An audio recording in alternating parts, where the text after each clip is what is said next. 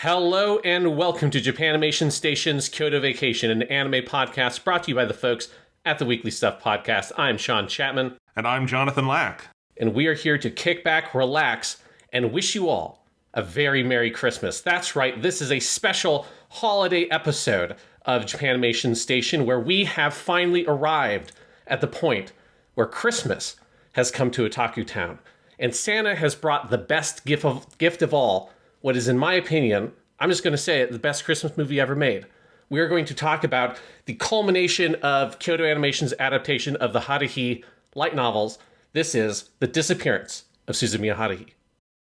It is an absolute masterpiece. No need to beat around the bush about that.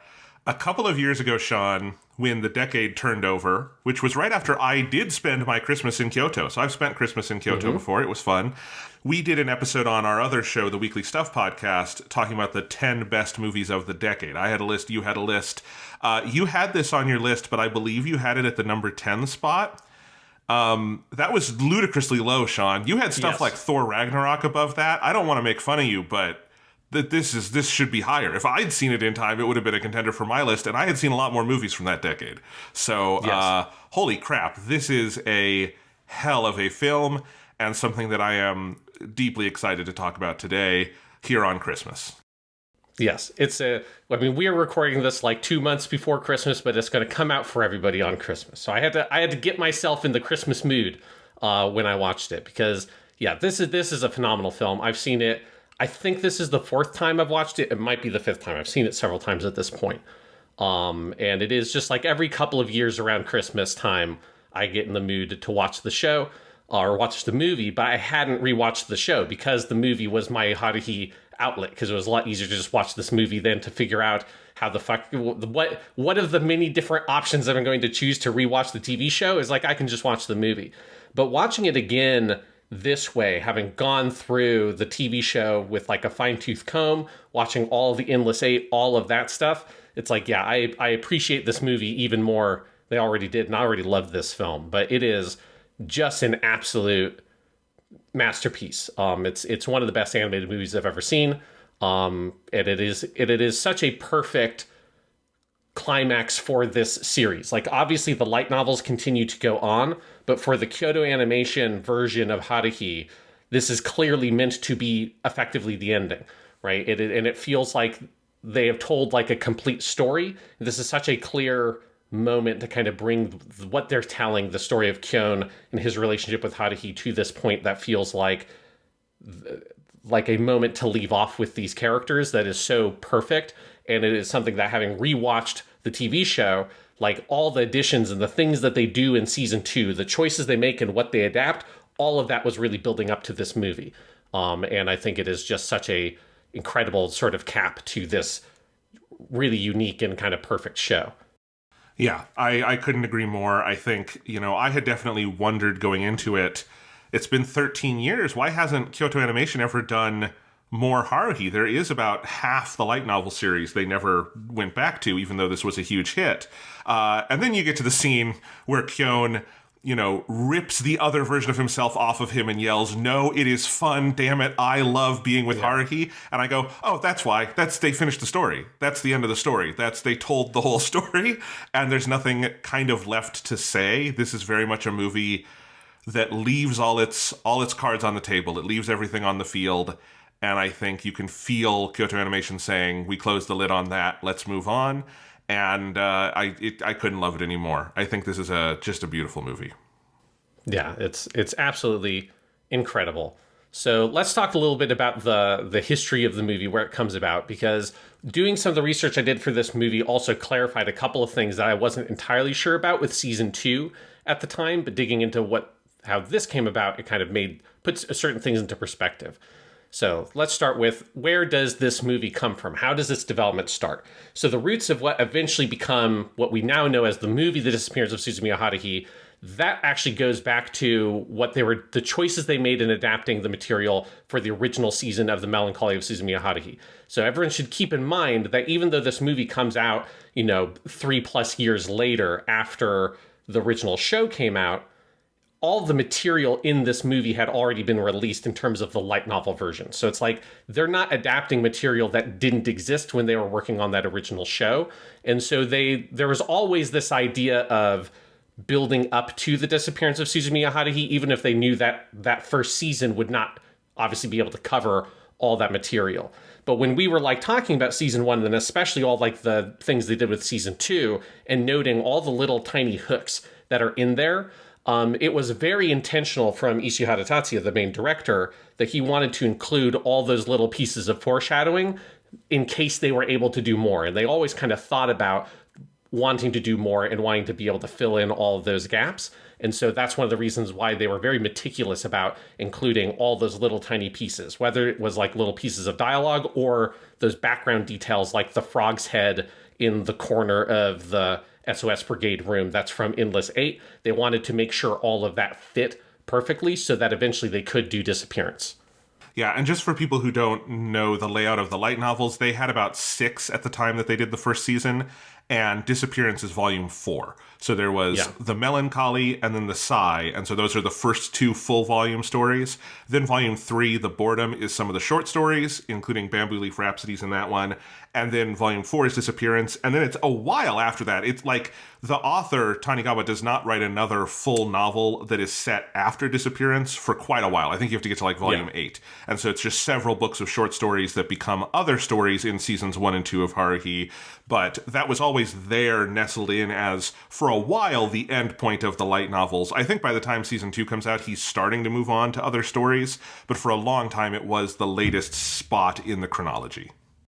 Yeah, exactly. And so all those short stories of the next couple of volumes are all set in the gaps, basically. So like Endless 8, for instance, is a short story that comes out after Disappearance, but it's obviously set during the August before all that happens. So exactly. One interesting detail I found is that in terms of them wanting to sort of build up to and thinking about the end point being Disappearance of Suzumiya Haruhi, is that Tanigawa's original episode for season 1, Someday in the Rain, that is like very intentionally set the day before Disappearance starts, and they intentionally like Tanigawa built the hooks in there, right? And there's nothing like super overt, but in terms of Kyon and Haruhi's relationship and some of the stuff with like Nagato in the room and the way that she is sort of like treated in that episode and the way that she's depicted is like meant to be building in and hooking into the beginning of Disappearance of Suzumiya Haruhi. And so, you know, even with the original material for the anime, it was with an eye towards that being a potential and kind of knowing that that story exists out there to be done. So obviously they built all those hooks in with the original season, and then the first season becomes a huge hit. So then they have the opportunity, great, this was a massive hit, we can do more stuff. So in 2007, in June, they begin concepting a batch of new episodes and thinking, okay, what can we do? What do we do with more Haruhi? So when Kyoani and Kadakawa began planning out what would eventually become season 2 of Haruhi, they had the idea of let's do Bamboo Leaf Rhapsody, let's do Endless 8, let's do The Sigh, and let's do Disappearance. And at that point, their idea was that the Disappearance of Suzumiya Haruhi would be part of the show, and it would be probably about 7 TV episodes. So they started, again, this is like 2 years basically before the season 2 stuff airs, so they're kind of playing this out pretty well ahead of time. So while they're working on those episodes, they have Fumihiko Shimo, who we know very well, the writer who worked on all of the key adaptations that KyoAni did, and as well as a couple of episodes of Haruhi. They had him working on the scripts to the Disappearance episodes, and thinking, okay, let's like think of Disappearance right now as a TV show. But the way they approached the development of it, and I suspect that even though I don't have anything that says that they did this with the Psy episodes, I have to assume this is how the Psy episodes worked also, because of how seamlessly they moved from one to the other. They didn't like sit down and say, this is exactly what this episode's going to be. This is what the runtime of these episodes are going to be, and start scripting and storyboarding from that idea. Instead, it was, let's start developing scripts and storyboards and see how much time it's going to take to adapt the material that exists. So it was a much more kind of open and free form, and not, we have to make sure that this is going to fit into a 22-minute slot, so let's think from the designing stage of the story how it's going to split down that way. It was like vaguely, it'll probably be like 7 or 8 episodes, and the movie ends up being about 8 episodes in length once they move into the movie phase. So they chose to focus on creating those materials without thinking about the runtime, just loosely blocking it out. And this is what allows the scripts and storyboards to be much more flexible in how they adapt the novel. At some point in production, and I couldn't find anything that from an interview that said exactly like when this happened or what the impetus was to shift. I have to imagine it probably was they just realized the length of time it was taking, and then they already had 14 episodes for the season 2 chunk. So it's like at a certain point they had everything they needed for a season, and then they had all this Disappearance material. But at some point they decide to shift Disappearance away from being a TV show version, and instead let's take it as its own movie. And so this whole weird process of starting out as this kind of TV thing, vaguely that like, who knows how many episodes it's going to be, and then we're going to make it a movie. This is why the movie is very, very long for an animated film. It's 162 minutes, so it's getting about to 3 hours. It's not quite 3 hours long. At the time of release, it was the second longest animated movie ever, and it was 1 minute behind the 70 millimeter extended cut of the Space Battleship Yamato movie, Final Yamato. So the like normal cut of that movie is shorter than The Disappearance of Suzumiya Haruhi. It's only that one version on 70 millimeter that is 1 minute longer. So it was almost, or from like a certain point of view, was basically the longest animated film, if you're just going by like sort of the standard theatrical edition. At this point, it is the fourth longest animated movie. It is 6 minutes behind the extended cut of the anime film In This Corner of the World, although only the extended cut. And then there is a 3D animated Chinese movie called 30,000 Miles from Chang'an that is the same length as that extended cut of In This Corner of the World. And came out in June of this year, like while we were planning this season. So that's very recent. That's a very new film. Exactly, yeah. So it is extremely long for an animated movie. There's a reason why most anime films are like 70 to 90 minutes in length, because it is very arduous to make this much anime in like one concentrated set of time, right? Because this is like about 2/3 the length of entire season of TV anime. So it's like a huge amount of material to make while they were also making all that season 2 stuff. So from a production point of view, it's just kind of fucking insane. I also I've always wanted to protest, nothing against the movie In This Corner of the World. I don't know if it quite belongs on the list because that is a case of a movie that was made as a 2-hour movie, and then years later they added more to it that is like some side stories sprinkled throughout, is how that extended cut works. I think it was made for TV, so it's a different thing. Like Final Yamato, that's an extended, but it was the 70 millimeter cut, so it was still the original release of the movie. This is the original release of Disappearance of Haruhi. It was not, this is 162 minutes because they added more to it way later down the line. It was actually released this long. So, yeah. And then I think the fifth longest behind all of those is Evangelion, End of Eva. Or not End of Eva, but the Eva 3.0 plus 1.0, Thrice Upon a Time, the one that's hard to say the name of. Yes, the most recent Neon Genesis Evangelion film, is the next longest one. So it is like, the conversation of what's the longest one gets confusing because it's like, well, it's different cuts. With Disappearance, it's like, no, this is just raw. This is the one version of the movie. If KyoAni was very petty, they would have just like, oh, let's put 2 minutes on the movie and re-release it or whatever, and get it, make it the longest. I'm very curious looking at all this, like, I have to imagine when they initially were talking with Kadokawa and planning out what to adapt, and they talked about doing Endless 8, I imagine they were not imagining the avant-garde 8-episode version of Endless 8, because that story in the light novel form does not in any way demand that. No. Their adaptation is quite different than what the author did. And I do wonder either if choosing to move Disappearance to a movie opened up a block of episodes that they decided to do this fun experimental thing with, or if wanting to do the fun experimental thing said, well, what if we had our cake and ate it too, and just did both, and did Crazy Endless 8 and a movie? Either way, we are the winners of that. We got two of the greatest anime things ever out of that equation, but I do wonder at what point that kind of entered the conversation. Yeah, because I found scans of the official guidebook for this movie, and there are some good interviews that I got some of this material, like details from, but unfortunately they never talk about that choice, and I really am curious, because that's another thought that I had as well, because if you think about, they wanted to have 14 episodes, which would be the same number as the first season. Well, if you just did Endless 8 as one episode, which you could do, that's what it would be if you just adapted the short story. It would just be a single episode. Then that would leave 7 episodes. The original idea for Disappearance was about 7 episodes. So who knows how that ended up coming about. But I think the way that they handled Endless 8 ends up being a thing that ties into Disappearance in such kind of a fundamental way that it is, I think, it really important that they did it the way that they ultimately went with. But let's continue with the history of the movie. So the movie comes out. The movie was originally teased after the end of the rebroadcast of Someday in the Rain. So the first time anybody, like in the public, knew that there was going to be an adaptation Disappearance was on October 4th, 2009, after Someday in the Rain aired. Not true. I actually found this out. I've been doing a project. Yeah, I need to share this with you. For my dissertation, there's going to be a sort of semi-chapter on Haruhi, and I've been putting together, just for my own edification, a timeline of all the Haruhi events.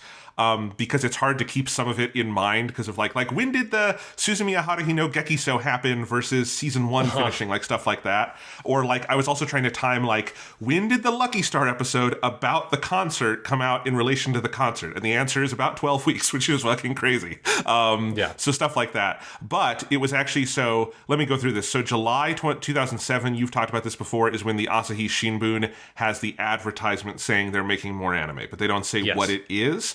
The next update from that is December 18th, the date that is important for the movie, 2007, and that is when Haruhi.tv, the official website, updates with this weird sort of ARG thing. So as reported by Anime News Network, it says, in the spirit of the first anime series and the Haruhi Suzumiya science fiction comedy light novels that spawned the franchise, the announcement was made in a roundabout, cryptic manner. And what it was is the site disappeared and was replaced with a fake 404 error declaring that the page could not be found.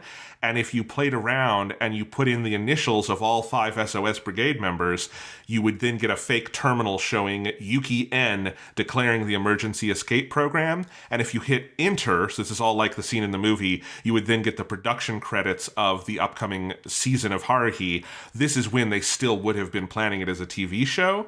Yes. And so that is what people thought. And then I think it was a year or two later that, the show begins broadcasting. No one knows what's going to be in it. People probably expected Disappearance. And then at the end of that season with Someday in the Rain is when you get the announcement that, no, it's a movie coming next year. Yes, so yes, you're right. They do an entire ARG. I kind of cut that on my notes. But yes, there's a whole ARG sort of advertisement thing that happens, as you say, in 2007.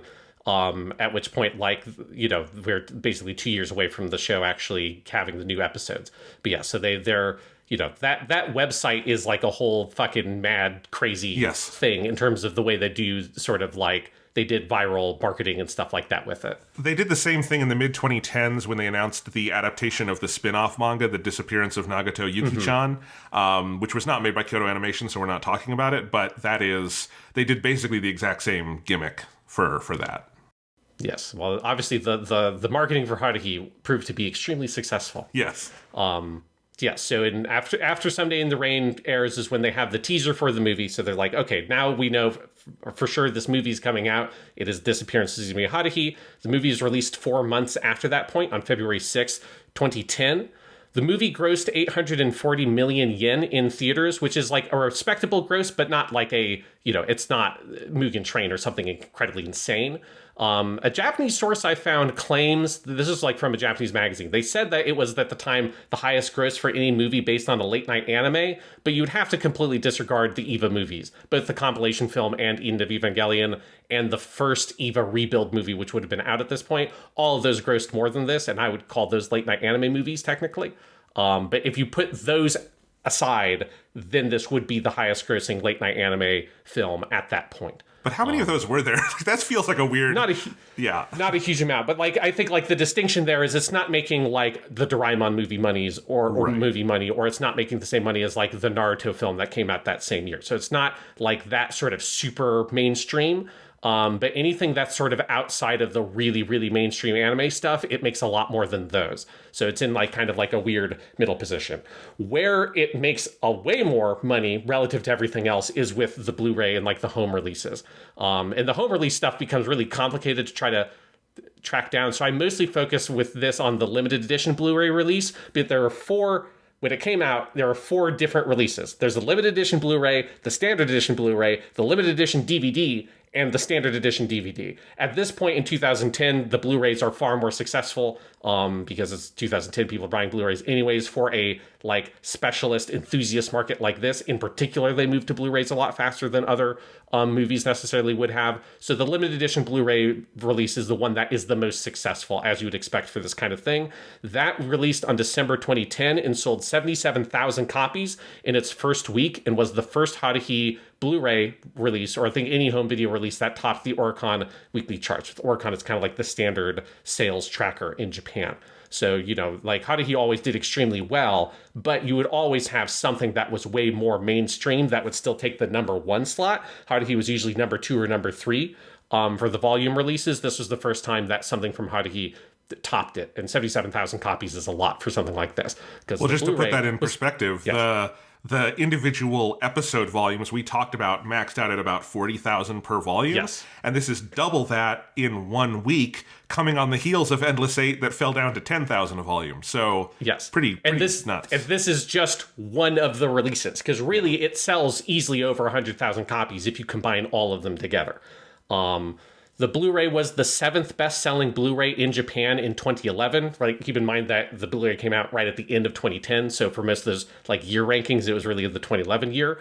It ranked as the best-selling release in the Animate store in Akihabara. So obviously, that's your sort of hardcore enthusiast. That's Anime Tensho runs that store, right? That's where they go in Lucky Star. I mean, yeah. Yes, exactly. He's selling that to Legendary Girl A, or trying to at the very least, but she's probably already bought all 4 versions from 2 other stores. So yes. he fails in that pursuit. The limited edition Blu-ray was the 4th most popular Blu-ray on Amazon Japan for that year, and notably on Amazon Japan, the limited edition cost 10,500 yen, which is over $100. So when we're talking about they've sold 77,000 copies in a week of this, it's like $100 release for a single movie. And that's the version that the people are buying. And so it's when you talk about the sales for this stuff, you always have to kind of put it in perspective, because it's such a different market than what's over here. Yes. You just it's just such a different kind of world. And so it is, from that perspective, while it did a modestly successful compared to most other films in the theater gross, in terms of the home video release, which is where this kind of shit really pops off, it did extremely well. As you said that, you're $100, and I'm looking over at my shelf, and I'm like, there's the Kukuru's Doan's Island Blu-ray box set I imported from Japanese theaters for $200. I'm in on this. I've done this kind of thing, Sean. I've got my Dragon Ball Super Superhero $120 release on my shelf over there. I'm one of these people. Yeah, but if the main version of the home release of Frozen was $100 limited edition special version, people would think that's fucking absolutely insane, yes. Right? So it's just a different kind of world. Also notably, the movie was massively critically acclaimed. It has the longest, just in terms of where I usually start with my research, is I just go to the Japanese language version of the Wikipedia page to just sort of see what's on there and go through links from there. And it's got a very long section just about the criticism and response to the movie. It was very critically acclaimed on release. There were multiple different Japanese film critics that had it ranked highly in their top 10 films of the year, being considered number 3 movie of the year by 2 separate critics from the Japanese film magazine Cinema Junpo, or Kinema Junpo if you want to pronounce it the Japanese way. Which and is it was the number one huge historic movie. That is the Japanese version of Kaedu Cinema. It's been around for 100 years. Yes, exactly. Yeah, it's actually a very interesting page to do the Wikipedia page for just that magazine. It's pretty fascinating because, as you say, it is hugely historic, and it was the number 1 animated movie. So across all movies, it was about number 3 for most of the critics. For the animated movie list, which was from 1 critic, it was the number 1 animated movie of the year. So it's very well respected film in terms of its critical reception. And they thought was interesting is some of the comments when I looked at some of those reviews. One of the critics commented that they thought it was a shame that the movie didn't necessarily break into the wide mainstream the way that the quality of the movie really deserves, because it's true, right? In terms of if you're looking specifically at the theatrical release of the movie and its theatrical gross, it didn't break into the huge wide mainstream market, but it is such a phenomenal film. And it feels like a movie that it's at the beginning of that era of anime film that we're in now with Makoto Shinkai and stuff like that. I feel like you can draw a pretty clear connection between this movie stylistically and those movies that were starting to come out around this time. Summer Wars is the same year. And so you're getting, and that's hosted obviously, but Summer Wars is 1 year earlier, but yeah, it's the same time. Yes. Yes. So you're getting this, feels like it's just sort of a shift in some of these other kind of animated films that you're not just looking at Studio Ghibli movies and Doraemon or Crayon Shinchan, right? You're getting like a wider range of different kinds of genres being represented through animated film, and I feel like Disappearance kind of is in that bucket. Yeah. It just didn't have the wider mainstream appeal that movie necessarily did. Summer Wars. In fact, Sean, let's do a quick experiment here. I for those who don't listen to our other podcast, I recently wrote a book. It's called 200 Reviews. You can buy it on Amazon. At the back of my book, I have my top 10 lists for every year that I went back and made that I've been alive for. And I want to see, what did I put on my list for 2010, and would this be on that list? Let's look really quickly. Yes. My number one for 2010 was another Japanese animated movie. It was Studio Ghibli's Arrietty. I would put this above that. And so, yes, if I were to rewrite this book, Disappearance would be number one. I love you, Arrietty. In fact, that was a great year for animation, because I also have How to Train Your Dragon, Toy Story 3, and Mobile Suit Gundam 00 Awakening of the Trailblazer on there. So, good year. But yes, Haruhi, you were the best movie of 2010, animated or live action. Looking at my list now, I don't think there's even a fucking question about that. Yeah, I think I would probably agree with that. If I looked at the list, presumably because I did not see as many movies as you that came out in 2010. But yeah, it is a phenomenal movie. So before we get into the movie itself, I also want to talk about the crew, so the people who made the movie, because I got some more stuff on the credits here. So obviously the general staff that worked on the movie is the same staff that worked on the season 2 show, right? Because that's what it was originally a part of. So you have the two directors. You have chief director credit is Ichihara Tatsuya, with So Kantoku is the credit in Japanese. Normal director Kantoku credit in Japanese is Takemoto Yasuhiro. That's the same split it was on the season 2 material.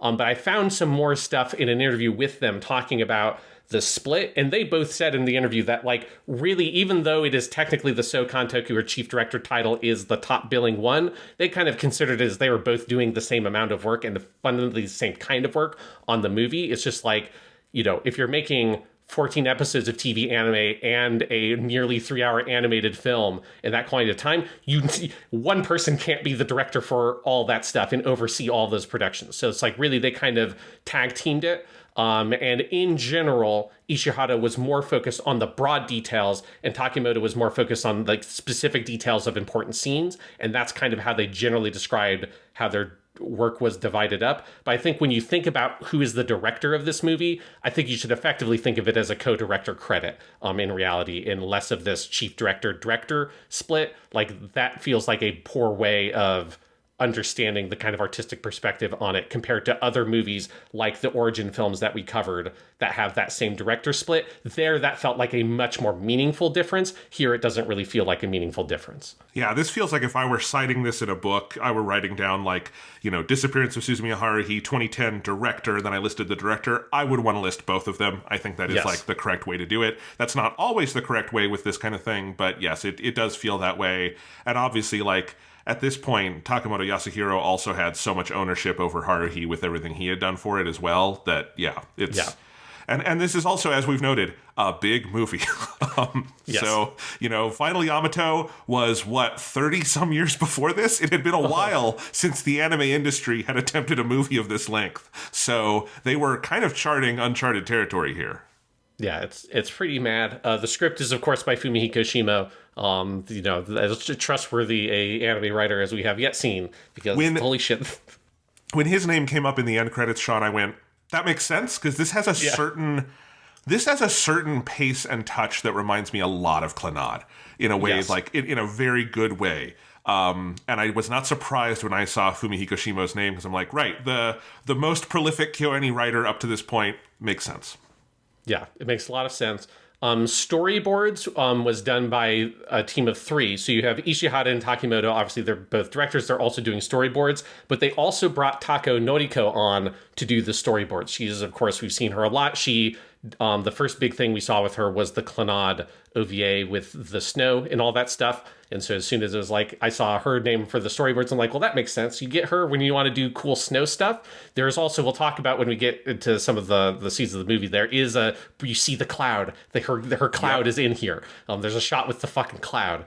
There's a whole, because they broke it out by different parts of the movie, and I think she did like C and D parts. It was like A through F. This is how movies are often split up in Japan. And I went, as soon as I read that, I went, oh yeah, those felt like Tako Noriko. There's some real, her touch is evident, I think, in the storyboarding. Yes, and so yes, so she was brought on with the storyboards. She apparently like specifically requested that she wanted to do the storyboards or like work with them on the storyboards for the movie because when she read the book, she really liked the book and felt like she had a very clear vision of what she read and how it should work. And so then Ishihara and Takemoto really thought like, yes, like she has such a good skill set for the movie, which I agree. I think like tonally, this is kind of in her wheelhouse with some of the stuff she did with Clannad, some of the stuff she did in her other Haruhi episodes. This feels like it fits with like the kind of thing she was really good at. And then they also felt that they wanted to have a woman at a higher level of production because of like the kind of movie that it was. And I think that was also a smart choice.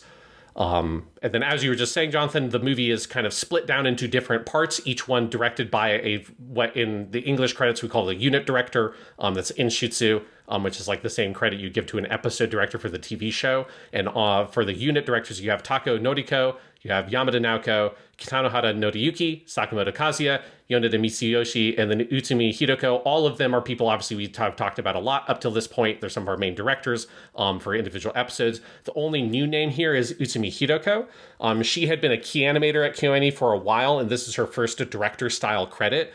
And she starts becoming a very regular episode director from season 2 of Kyon on. So we'll see some episodes for her from like Kyon and some of that stuff. Then eventually she moves on from KyoAni. But this was her first kind of, she got moved up to this level of production, which is cool.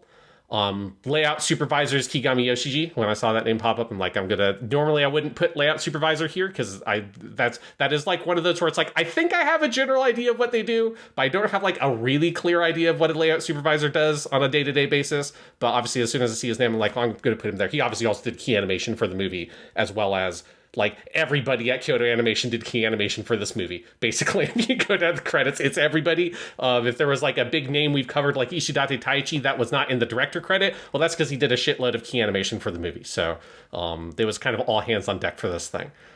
Because this is their first movie, right? That they have released as a studio? Because Kyon, the movie, isn't out yet. Yes. I mean, obviously there was some of the stuff they had done where like they kind of ghost made a couple of movies. Right. But yes, I believe this is the first theatrical film they had released. They'd done some OVAs and stuff, but yeah. So yes, it is a big production. They obviously have like other shit going on at the same time too. One of my favorite credits is she had the same credit on season 2, but I still love it. Character design and super chief animation director is Ikeda Shoko. And then chief animation director is Futoshi Nishiya. This is the same breakdown we saw with the season 2 episodes.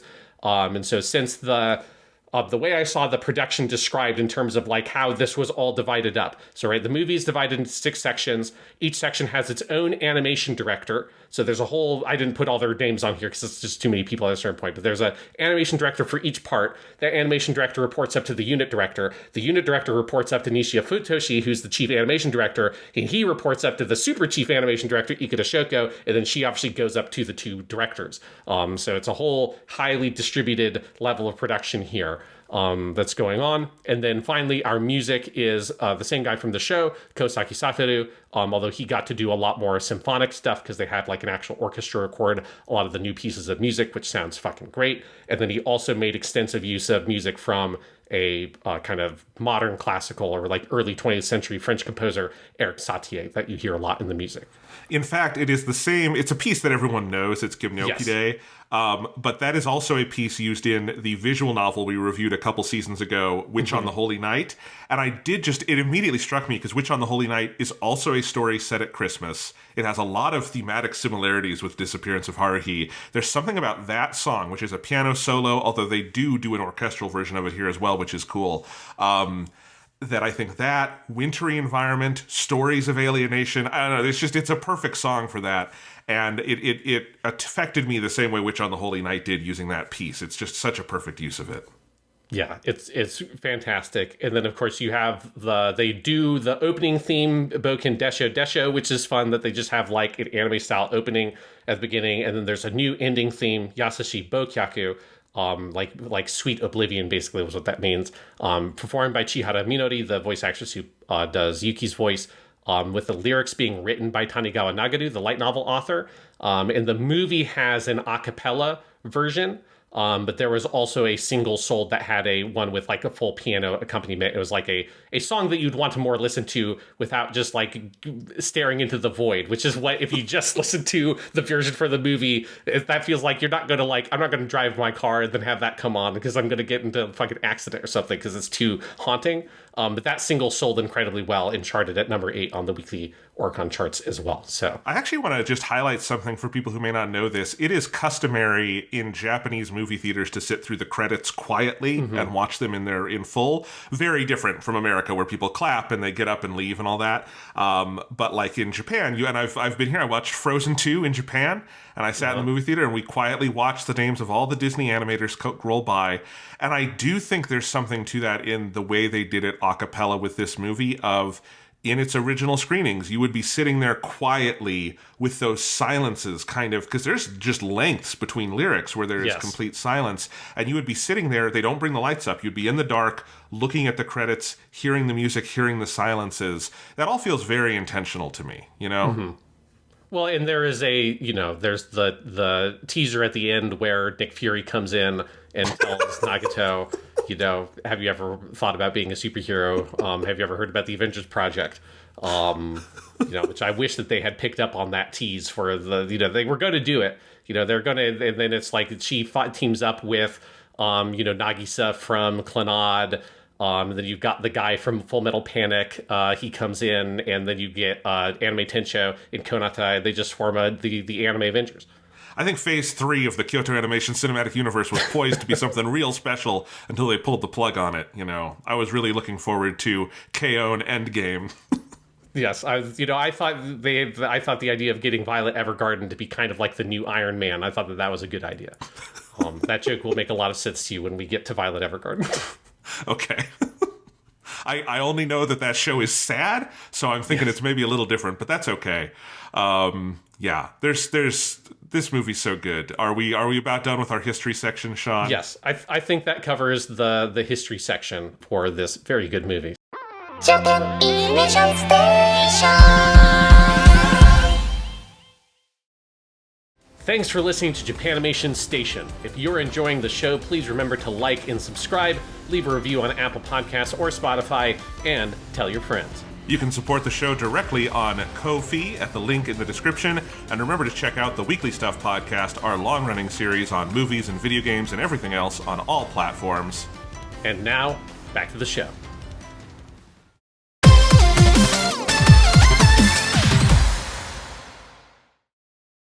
So where do you want to start, Jonathan, talking about the movie proper?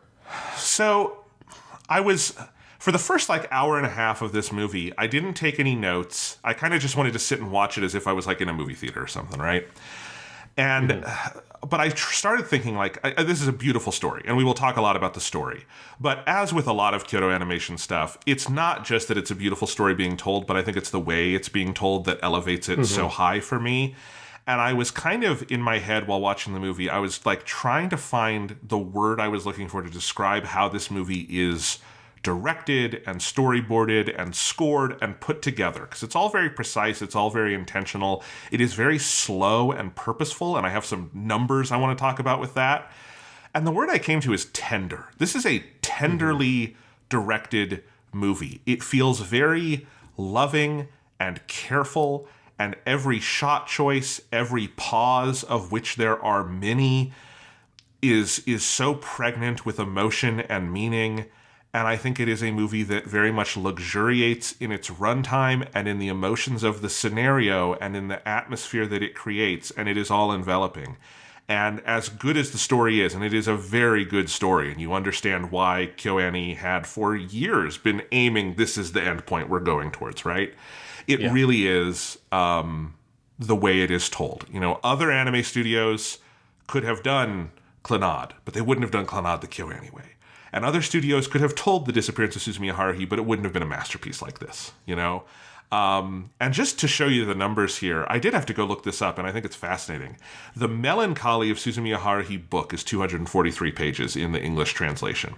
And that is 6 episodes of animation, about 22 minutes of original animation an episode. That's about 132 minutes for that adaptation. The Sigh of Suzumiya Haruhi is a little shorter, 224 pages, 5 episodes, 110 minutes, makes sense. Disappearance is actually a much shorter book. It's 192 pages.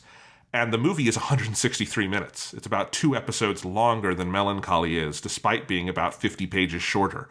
And I think you feel that. This is not long because it has more story to tell than other Haruhi things. Like, I think of all of those, the Sigh of Haruhi is by far the most incident-filled story of those, like, that has the most things happen. Disappearance does not have... Like, if I were to break down the story, you can summarize it. Some of it's complicated because of time travel stuff, but it's not long. It's not like there's a bunch of plot moves. And I do think it is that intention and that feeling to just let it slow down. Something that I think is a KyoAni touch, but is also what makes KyoAni special, because this is pretty rare, I think, among anime studios, where sometimes it's about, getting it as, especially now when you have, your kind of 12 episodes in and out order, get it done fast. This is really slowing down and directing it tenderly and thoughtfully, and I think it envelops you in this atmosphere where the first time I kind of checked my watch to see how long it was, I was just curious because I'm like, I have no idea how long it's been. Mm-hmm. It had been 53 minutes, and it could have been 2 hours. I didn't know. It could have been half an hour. And it was just, it creates its own sort of time scale you're on, and you kind of never want to leave it, even by the time it's over, which for a movie this long is fucking rare. It's such an incredible production. Yeah. Because absolutely. It is a thing where it's like, it is one of the longest animated movies of all time, but not because the plot demands it. Because as you say, like, you can very easily imagine a version of this movie that takes about the first hour to about 90 minutes, right? Like, Kyon meets the Haruhi in the other timeline at a little bit before the halfway point. So it's almost about 90 minutes in that happens. It's 76 minutes. I wrote it down. Yes. Thank you, Jonathan, for being very diligent with that, right? So it's like you spend a long time before you get to that point in the plot. And it's very easy to imagine a version of this movie that takes that 76 minutes and makes it about 30 minutes, right? Because not a lot happens. It's mostly Kyon right? You have all the setup of like the Christmas party stuff. Then it's Kyon waking up, him learning that he's in an alternate timeline where Haruhi is not at the school. Nobody remembers any of the stuff that's happened. Eventually finds out for like the last 3 years, everybody has like different memories. Like Asakura Ryoko, who was the weird other alien that tried to murder him, is just there. He learns about all of that. He goes through very methodically all the different things he can think of to try to understand what has happened and what can he do to try to get reality back to the way that he wants it. And he visits all the people that he knew. He asks them questions. He sits and thinks and tries to process what's going on. Eventually he goes to the club room, which is where he meets this universe's Nagato and all the literary club stuff. And there's just like huge amounts of time spent just with him in that room with Nagato, right? And just thinking and processing and sitting. And you're just with him in those moments. And it's just about going through all of that and really living in that moment and living in that reality with the character. And that's something that on a plot level, you could run through so fast if you wanted to. And most studios would, because it is expensive to do a lot of animation, right? This is a fundamental difference between animation and live action. If you want to spend a lot of time, you are burning fucking money, because you have to draw those frames, right? You either have to draw those frames or you have to do the Someday in the Rain thing and just say, yeah, fuck it. We're just going to hold on this shot for like 3 minutes, right? But you're obviously, most of the time, you're not going to do that. That takes a really particular scenario for that to work. So most of the time, you're having to draw that new material. Obviously, in live action, if you're shooting on film, there's a certain amount of material cost that you have of just the amount of film you're going through. But you can turn the camera on and film people. And as long as you have like whatever, good enough actors and all that kind of stuff going on, and they can fill the time with what you need that time to be filled with, you can make long, slow movies with long, big pauses and huge spaces of emptiness. And it's not going to cost you much more money. With animation, you have to make such a deliberate choice from the very beginning of production to say, we are going to make this be as long as it needs to be. We're going to make it slow. We're going to make it very methodical. We're going to create lots of empty, dead space in scenes, because that's what's important to this story. And that just takes such an amount of vision and confidence, and a studio that has such control over executing the vision that it has, that most production studios couldn't even dream of doing something like this and being able to pull it off, because it's such a small thing seemingly based on what the end product is. Right? It's just, here's a lot of scenes where not a lot happens in them. But the process of making that a reality is incredibly ambitious. Absolutely. And I mean, with your like live action comparison there, one of the directors I thought of watching this is my favorite South Korean director, Hong Sang-soo, who makes independent movies, self-financed, digital camera, very long shots that are very slow and still, and that kind of thing. And you can do that independently because you got your digital camera, you got your actors, and if you've got the space and you got the daylight, you should point the camera and shoot. Not that there's no skill, there's a lot of skill to it, but it's you can do that. And, he is often compared to, French directors like Jacques Rivette and Eric Rohmer and people who've done this. So and those are in more of a kind of independent avant-garde tradition. And that's what this movie is doing on a more commercial scale. And absolutely, it is the Kyoto Animation touch, is their independence and their self-sufficiency allows them to take a swing like this, where clearly, I think, as a team, what they are so interested in this story, what they picked up on in the book, is the sensations and the emotions of this character falling into a world where everything's wrong. And they want to spend 45 minutes of the movie between when he gets there and when he meets Haruhi just asking, what would it feel like? Yes. How can we illustrate what that would feel like? And I think for a lot of animation studios, not because they're bad or anything, but that wouldn't even be a question they could ask, because that would be just beyond sort of their economic reality of being able to do it. And that's also where I just think, I have to imagine it became pretty clear pretty fast this wasn't a TV show, because I don't know how you would split this into episodes. I think those early episodes would be very formless. I think if you don't get to Haruhi until it would be like episode 4 of the overall TV adaptation, that would be just weird. It does not have a televisual pace to it at all. It is very cinematic. This movie does not feel like sitting and binging 7 episodes of TV. It feels like watching a movie, a long movie, but a movie. Yeah, absolutely. And it's like, you described earlier that Sai of Suzumiya Haruhi has a lot of stuff happening. There are incidents and events that occur in that story. So it's even though I do strongly suspect that Sai started its production in the same model as what they did with Disappearance, just with that sort of, fuck it, we'll stop this episode in the middle of a character basically saying a line, and we'll pick up the next episode with the character responding to that line, which is not a thing you'd normally do. Even in highly serialized TV shows would not do that. That's a level of just sort of not giving a fuck about it that I massively respect. But it works for the Sai of Suzumiya Haruhi because each episode has a lot of stuff happening.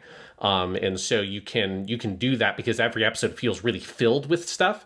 Whereas, as you say, Disappearance, there would just be an entire episode practically with Kyon sitting in the room with Nagato and then going to her house. And that would be the entire episode is just that. And it's, it is a thing that you need the space of the film for those kinds of moments to work, because it needs to be very seamless. It needs to flow, and you have to be able to lose yourself completely in the pace of the film. Because as you say, it's got such a sort of timeless feel to it, not in the sense of in both in the sense that it's classic, but in the sense of you don't understand where you are in time when you're watching it. You have been sort of taken out of your reality, and you are so disoriented because of the pace of it, and especially because it's animation. There's just no other anime movies that are quite like this because of those things, because of that length, because of that space and the dead air in the movie. You're just kind of, even though I've seen it multiple times at this point, every time I watch it, I'm still kind of taken unawares by it in different ways, because there's just no other animated movie I've ever seen that does this and has this sensation to it, which is a sensation I generally associate much more with live action movies that do this kind of thing. Whereas with animation, it's just such a hard thing to try to pull off. That almost nobody can even try to do it. And certainly at this scale, with this level of budget, and then also this level of talent. Right? It's when you look at all the different names that go into making this movie, you're looking at all these people who have made so much incredible animation and directed all these incredible episodes for, the stuff that we've watched, 4 or 5 TV shows, if you're counting Haruhi as 2 TV shows of the 2 seasons. Like, you know, some of these people like Kitanohara Noriyuki have been there basically from the beginning, or Sakamoto Kazuya have been there from the beginning and have directed dozens and dozens and dozens of episodes just of the Kyoani original stuff, not even counting all the episodes they've done for other shows that Kyoani worked on, like Inuyasha and things like that. So it's like the amount of experience and talent being leveled at this movie at every single stage of the production just gives it that sense of this really kind of premium film where every frame feels so thoughtful, every movement feels so well considered. There's nothing in the movie that feels like it's cut back on, or that they're trying to sort of like, you know, save budget, or like that there's someone who's like not that quite there yet with their job working on this section of the movie. Every single person is like 5 out of 5 stars, A+, like top of their game craftsmen in their respective crafts. And so there's such a level of consistency throughout this movie, even though it is very, very long for an animated film. Well, and it's not just that it is a bunch of talented people. There's plenty of animated movies where if you go down, you would say these are all, you know, A players.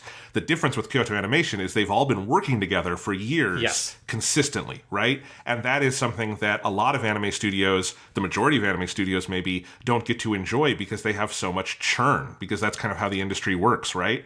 And I mean, this is a discussion with video games that has been going on in 2023, where you've had, you know, a lot of high profile flops and you've had a lot of high profile hits. And I think one thing that does separate them sometimes is who has fostered an environment where the team gets to stick together and build on what they've done together. And that's how you get something like Zelda Tears of the Kingdom or Insomniac's Spider-Man 2. And it's how, you know, the studios that are laying off people left and right wind up kind of putting out stuff that feels half-baked because they just don't have a team that knows everyone's strengths and how to work together.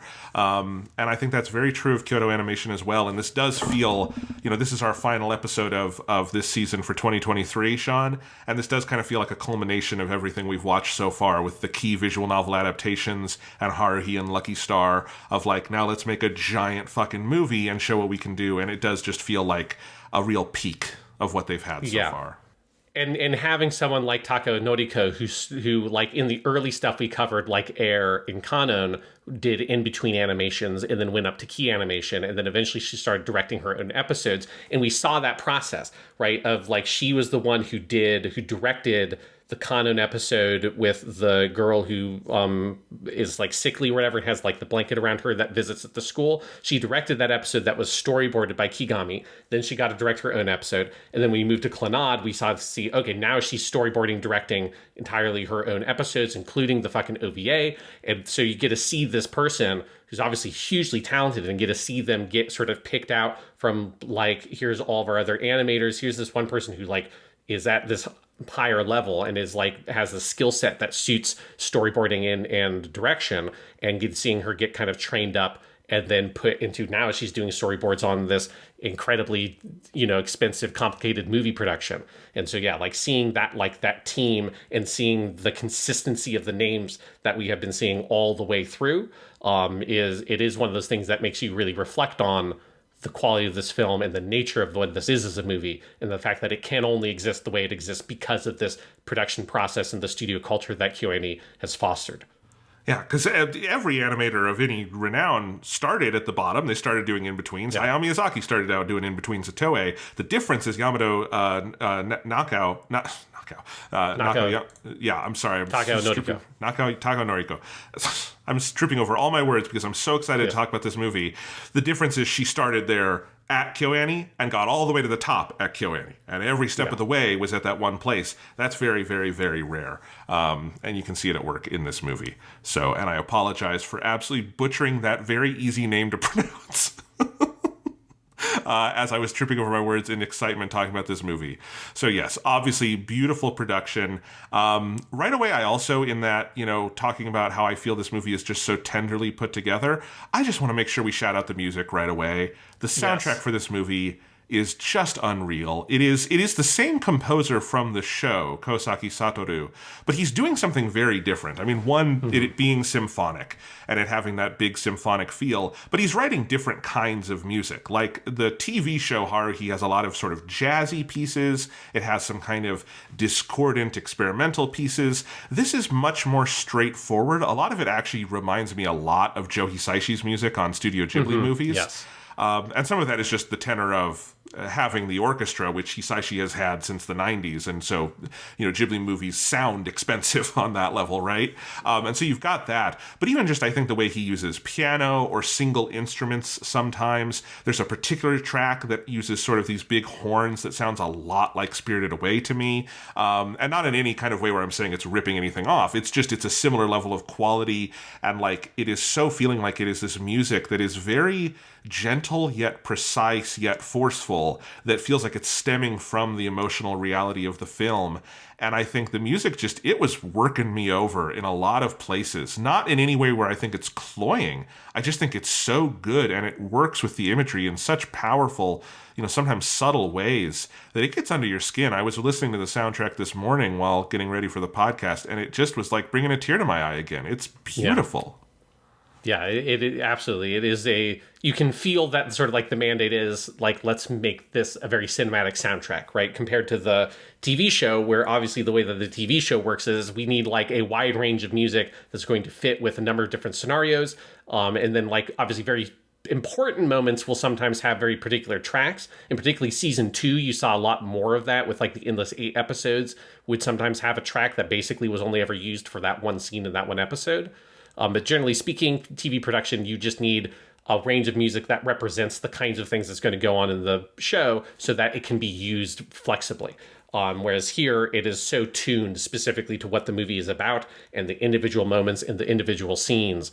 And yeah, it's an incredible soundtrack that also doesn't lean too much on the existing music, and it's when it does use existing music from the TV show, it's so effective. The movie is bookended basically with what I think of the SOS Brigade theme, or the ba ba ba ba da da da ba da da, that song. It starts with that, with what is either the same track from the show or something that sounds a lot more like the track from the show. It's orchestrated, but it is much closer. But it is still, you can tell it's symphonic, but it is, as you say, it's closer to the arrangement on the show. And then at the very end of the movie, you have the same, fundamental composition, but now it is being done in a way that feels like it has so much life in it. And it feels like an evolved version of that track that represents Kyon's growth, right? His attitude towards the SOS Brigade, or at least his outward attitude and his perspective on it of what he has now sort of admitted in the journey he's gone through, that is reflected in the music, and the way that it's just the tone of it is so different, even though it's using the same basic musical themes.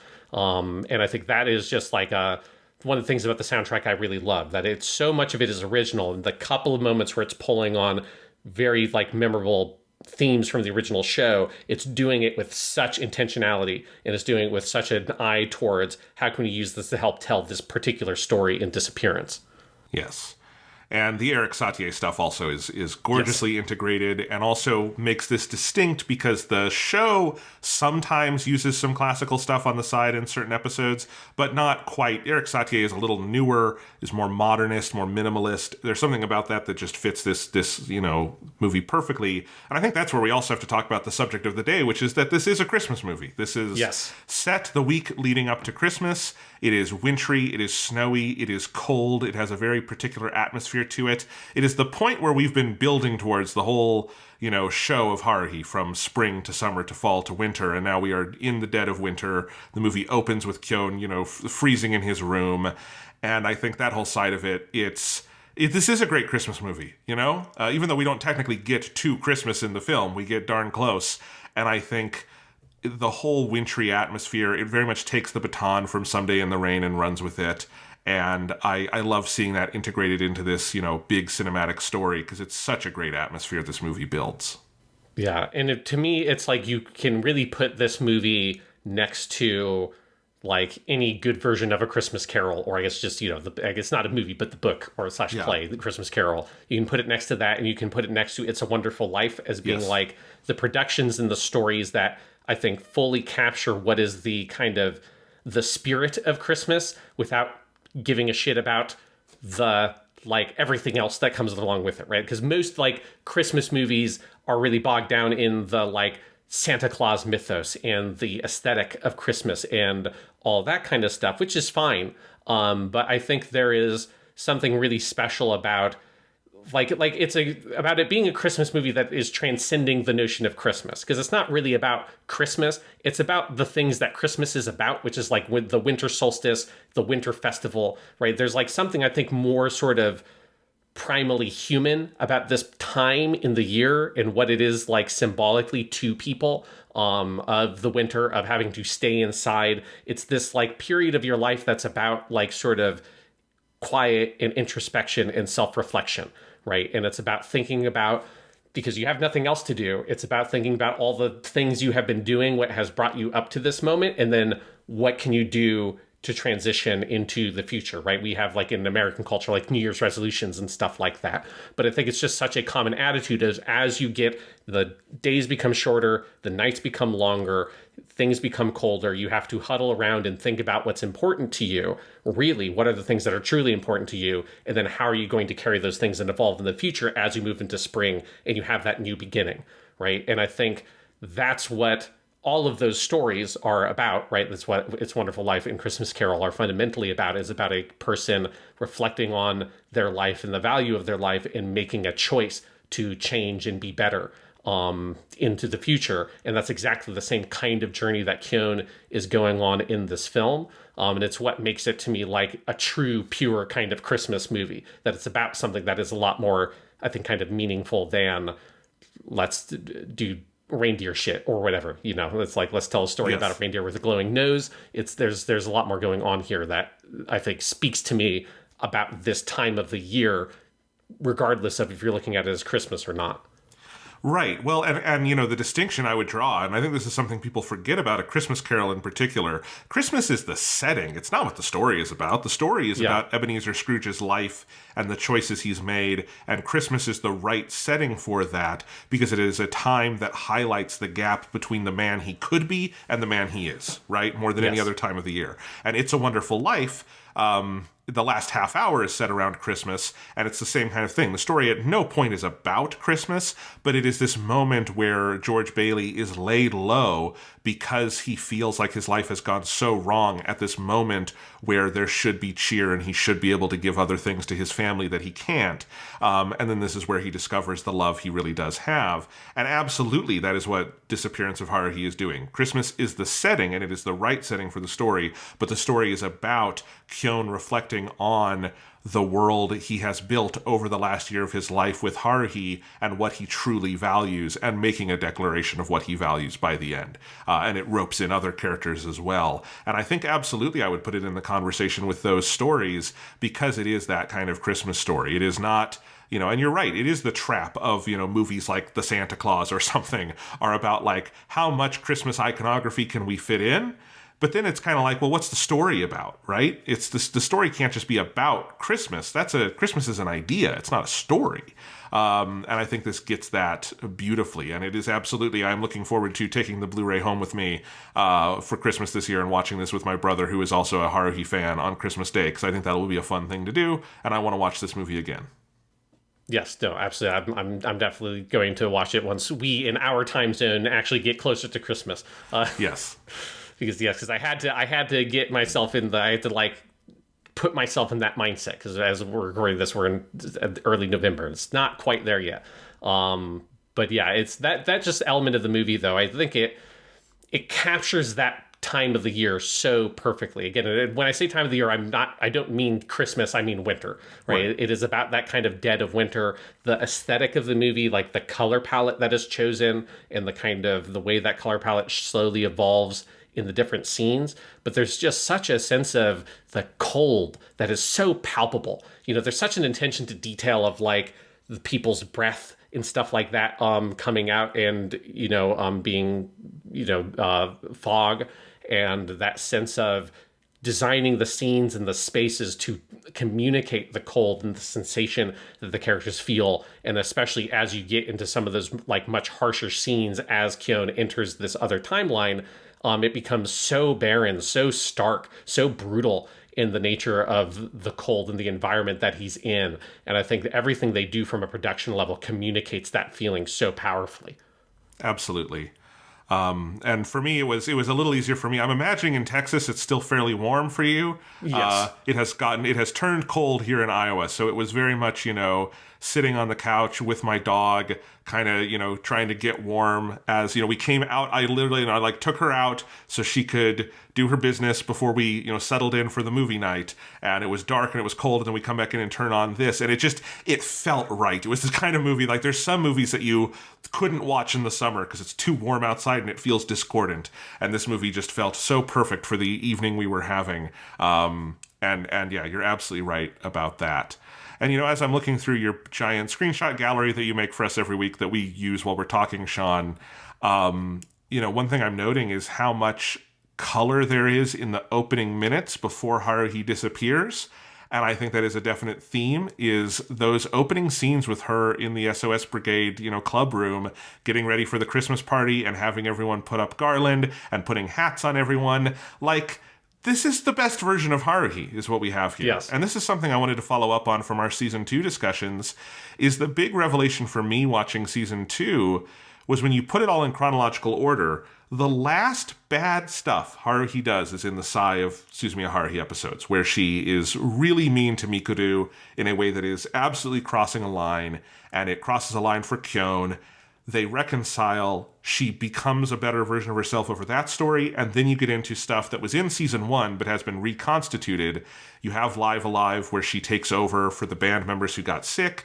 You have The Day of Sagittarius, where she is having fun playing the game, but not crossing a line or anything.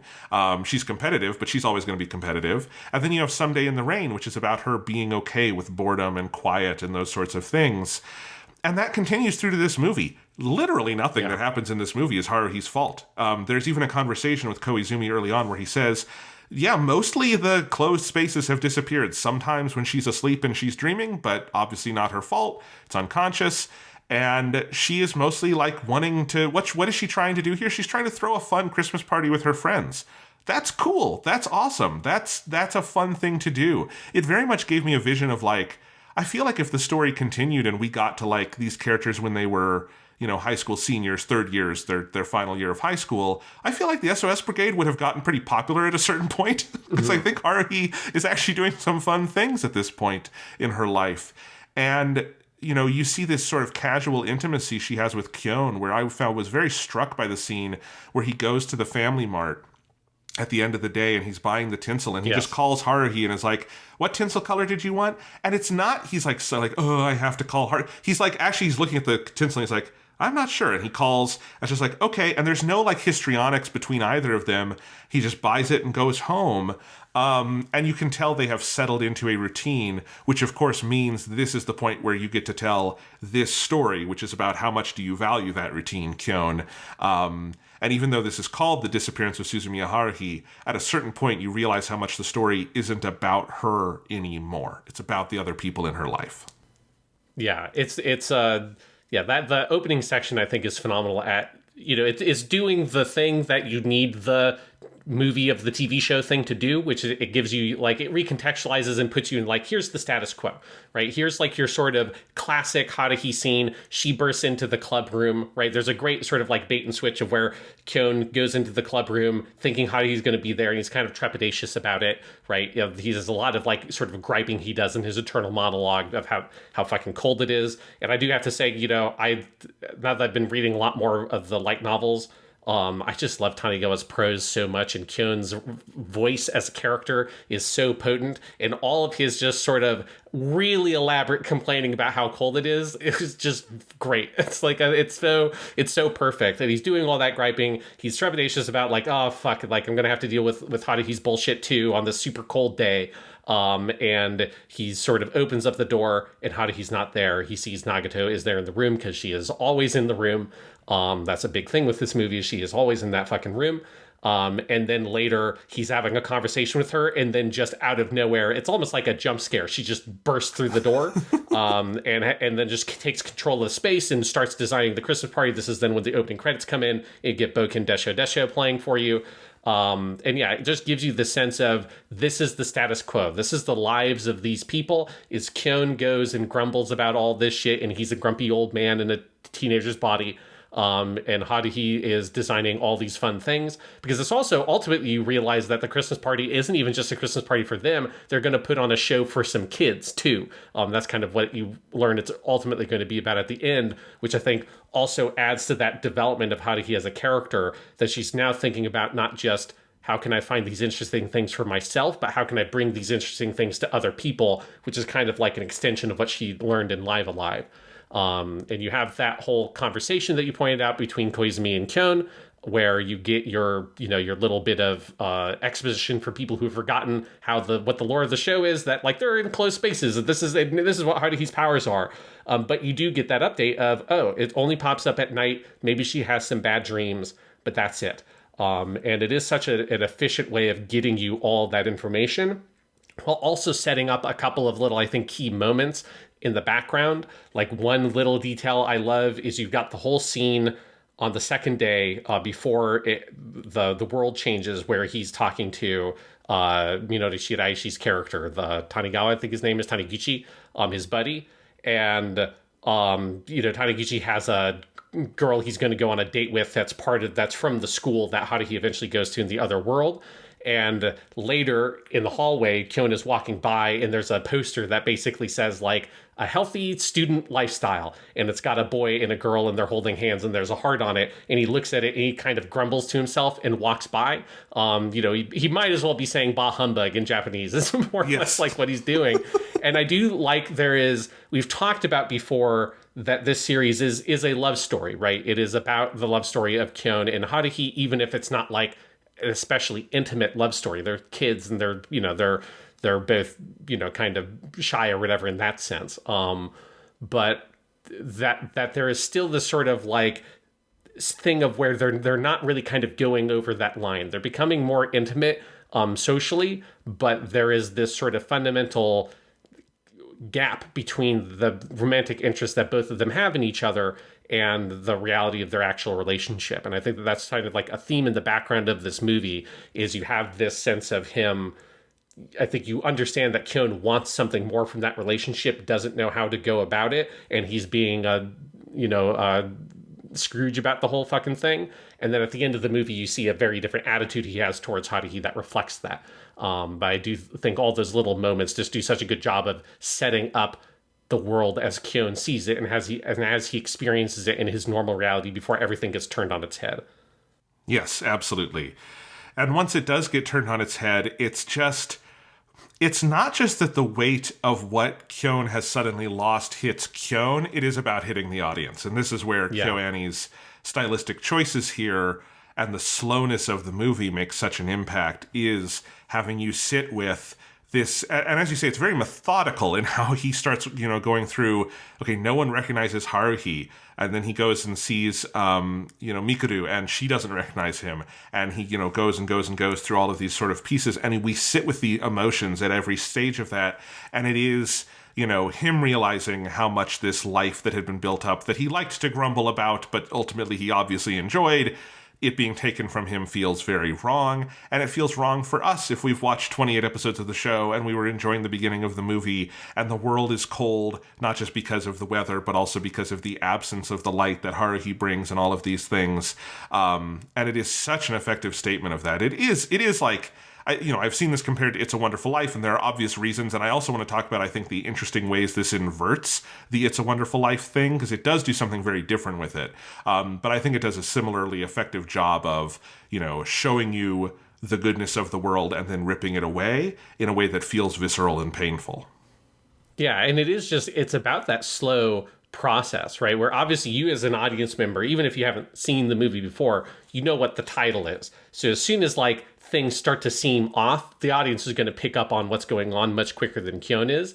But you have all the stuff where he has his conversation with Taniguchi on the way to the school, and Taniguchi has a cold, and everybody has a cold, which is a great little, I think, visual thing to just to sort of distinguish this reality, but it makes it feel like this reality that he is in now is this sort of decayed version of what he had. I almost wonder if it's meant to be understood that it's that in his normal reality, Haruhi's subconscious powers prevented this fucking cold from fucking up everyone's lives because she doesn't want that, right? And so it's like, if she's not there, then there's this awful cold that's going around, and just like how, like, Taniguchi is just like coughing up a fucking storm, and the animation of him coughing into the mask he has on and stuff. It's so, I think, bodily, the detail of what is going on with these people. And it's that sensation of cold. It's that sensation of the sickness everyone has. And the color palette that is so harsh. It's so bleak. And then it's that conversation with his other buddy, Kunikita, that he is slowly realizing all these little pieces are off. And then you have the incredible reveal of when Asakura Ryoko walks into the room. You have this amazing, incredibly slow sequence of him turning around as she is walking up, and him just freaking the fuck out because, of course, the last time he saw her, she tried to stab him to death, and then she got evaporated by Yuki. And I think that the commitment they have as a production to sort of like sell these moments is so high. Like, they really are like playing it so hard and so serious, where you feel the incredible distress that Kyon is going under at all of these changes.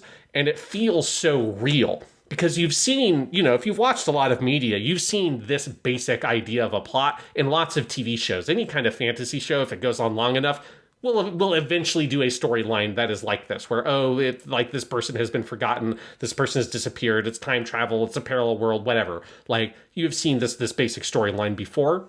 But I think because it's such a standard kind of sci-fi plot, or fantasy plot line, oftentimes when it's done, it's kind of like the main character's experience of it feels abridged, because it's just kind of assumed you understand the experience that the character is having, but they don't actually like explore it. Here they're like, no, I'm like, think about this. If you woke up tomorrow and the last year of your life basically had not happened, and the friendships and the people you cared about, like, all that was just gone, and you were left there, like, how the fuck would you process that? How would you feel about that? And Kyon completely freaks out, but it feels so understandable. Like, you can understand why he is freaking out. And there's this whole sequence. This is a little bit later, past after he meets Yuki and stuff, but there's this very fascinating sequence where he has this long piece of narration where he describes the scenario as a metaphor, right? Of like, if you were lived in hell, and then like the next morning you woke up and you were in heaven, and nobody knew that you used to be in hell, and you do not know why all of a sudden you are in heaven, that you don't know who did it, you don't know how they did it, you don't know why they did it, and they didn't do it with your consent. Like, would you be happy about that? How would you feel about that? And he has this whole elaborate metaphor. And of course, part of that is also, I think you're, as an audience, meant to understand that that metaphor is him hiding his real feelings, because of course he wasn't in hell. He was in heaven before. He is now in hell, right? And it's his sort of like whole thing of him still pretending like the thing that he wants is a normal life. That's all couched in there. But there is also the sensation of the consent of it, that this has been done to him without him deciding or choosing to have this happen. And there's like I think it communicates this kind of violation of his life that has occurred, and that sense of powerlessness he has, that lack of control over what's going on. And what's really fascinating to me is that whole piece of narration is happening while on the screen what is going on is this really weird sequence where he goes and he finds a like broken umbrella in a trash can that's got a pine cone stuck to it, and he picks that up and he has like just gets the little piece of metal, the little metal rod that has the pine cone on it. He walks around, he sticks it into the ground under a tree and walks away. And then he goes into the school building, looks out the window, and out the window he looks at this group of high school girls that are in like the garden, and they're planting these little seeds. And there's all this like really detailed animation of them putting these little seeds in the ground and covering them up in dirt and planting them while he just quietly watches through the window. And I just find that whole sequence so kind of mesmerizing, of the sense of like, him taking this pine cone and him not really planting the pine cone, which I feel like is like what he's supposed to be doing, what he wants to do. He wants to take this thing that has been, this little seed of life that has been put in the fucking garbage, and he wants to go bring it back into nature. But he does it in this like totally half-assed way. He just sticks the stick in the ground and leaves it there and walks away. And then he looks at this like group of girls who are actually doing this whole process of actually planting these plants and giving them like the care and attention they need to actually sprout. And I think that whole sequence, the visual storytelling that is happening combined with this monologue that on the face of it is not about this, right? He's not talking about pine cones. He's not talking about seeds. That's not what the language of the monologue is saying. But having those two things juxtaposed, it's such a fascinating scene. It's so key. I mean, one of the, I think, central decisions, we talked about this all the way back with season 1, one of the central decisions KyoAni, I think, had to make when adapting the books is, what do you do with the heavy amount of narration Kyon has, right? Yeah. Because the books, you've started reading them now too, it's not just your typical light novel thing where it's written in first person, it's that there are fucking reams of Kyon's internal thoughts, and it's a machine gun effect of his thoughts kind of pouring into you, and it's more than the show ever quite adapts, but they do get a lot of it. And I think you have a choice with something like that, which is, do you embrace that narration and try to work in as much of it as possible? And if so, how do you keep it feeling cinematic, right? How do you do that? Yeah. Or do you elide it? And I can imagine, I don't think it would be a good adaptation, but I can imagine the adaptation where someone made the choice to elide a lot of that narration, I think would be wrong. They made the right choice, and they happen to have access to Tomokazu Sugita, right? And it's like trusting the actor to go the distance with this prose, and then also trusting themselves as animators to come up with interesting visuals to marry with this to make it a true audiovisual cinematic experience, not just an audiobook, not just a recitation of Tanigawa's novels, I think is fascinating. And I think it's one of the most cinematically rich things about all of Haruhi, back to, the early, season 1 episodes. I remember, I think it's Melancholy Part 5, where you have just, this isn't internal monologue, but you have Koizumi's just interminably long exposition set to them driving on the highway. And that is absolutely like this amazing little experimental moment that we get. And I think this is an equivalent scene here, Sean. And it's definitely paying dividends because this story, as you say, it's very similar to, I think, what we talked about with Endless Eight. Because Endless Eight is also a bog standard fantasy story, right? Mm-hmm. Like, the way I would think about it, Sean, is, has Star Trek done this? Right? Yes. It's like, has some incarnation of Star Trek done this? The time loop? Yes. Have they done the It's a Wonderful Life thing? Yes. Star Trek has done all of these. And if Star Trek has done it, then everyone else has done it too. Honestly, and I think the question is maybe less, has Star Trek done it? And it's more, how many times has Star Trek done it? Because it's like, there's probably a couple of these in the different Star Trek shows. Yes, absolutely. And so when you've got stories like that, when you're at the point where you can count the number of Star Trek spinoffs that have done something, if you're going to do it, I think you need to defamiliarize it. Endless Eight defamiliarized it by doing the intense repetition, by having a different director tackle the story, 8 times in a row. But we talked about that with our Endless Eight Diaries. If it also makes you feel the time loop in a way, I don't think there's any time loop story I can point to that makes you feel it as viscerally. And this is the same thing with the, missing person or alternate world kind of story. And it makes you feel it. But the other thing with the It's a Wonderful Life comparison is, in the It's a Wonderful Life comparison, it is you who has disappeared in some way, right? Mm-hmm. And what's interesting to me about this story is Kyon has not disappeared. And in fact, in a technical sense, no one has. They are all there. Haruhi, like the twist 76 minutes in, because I really did not know where this movie was going, Sean, and I was very kind of edge of my seat wanting to know, how the heck is he going to get out of this? How's this going to develop? Because it was hard for me, like when he realized the spine of the book, and like she had the bookmark in there, and I was like, yes, that's it. I was like so excited because I was like, I could not think how Kyon was going to get out of this. But he meets Haruhi 76 minutes in, and that kind of deflates one route you thought this movie was going to be about, because the movie winds up not being about finding Haruhi. He finds Haruhi pretty easily. His initial panic was he just asked the wrong people. Taniguchi is the person who knew Haruhi before she got to the high school. No one else did. So once he asks Taniguchi, that gets cleared up pretty fast, although he certainly roughs up poor Taniguchi in that scene. It's so good. But then he finds Haruhi. She's different, but she is still fundamentally Haruhi. Mikuru was there. She is still fundamentally Mikuru. Koizumi, he claims to be in love with Haruhi when he meets her in this universe, but Koizumi clearly gets the hots for Kyon again very quickly in this alternate universe. You can just tell he's into this Kyon person. And so they are all there. And so it's a different kind of alternate world mystery.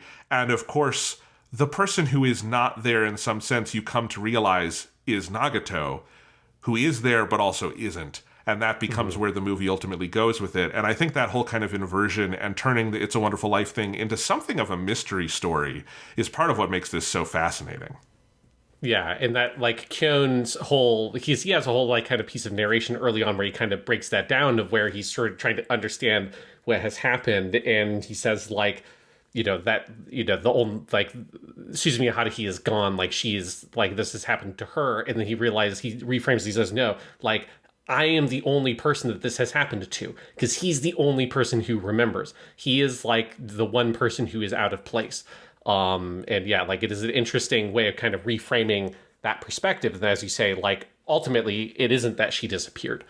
She's just going to a different high school. But yes, I do think that kind of slow burn mystery, which is what it is, the sort of like trying to put the pieces together of like, why has this happened? I mean, there's a whole like big reveal scene, like it's a whodunit, like who did this, who concocted this scheme. And so it definitely has that element as a spine to the plot to give, even though it's a very slow movie, it's got this sort of central mystery that is very compelling, that slowly sort of builds and pushes through it. That works fantastically. Yes, absolutely. Man, there are so many directions we could go with this, Sean. Do we need to just talk about the Nagato of it all? Because it's too tied to the themes. I think I did not expect walking into this that this would be about Nagato as much or more than any other character. But of course it feels so right.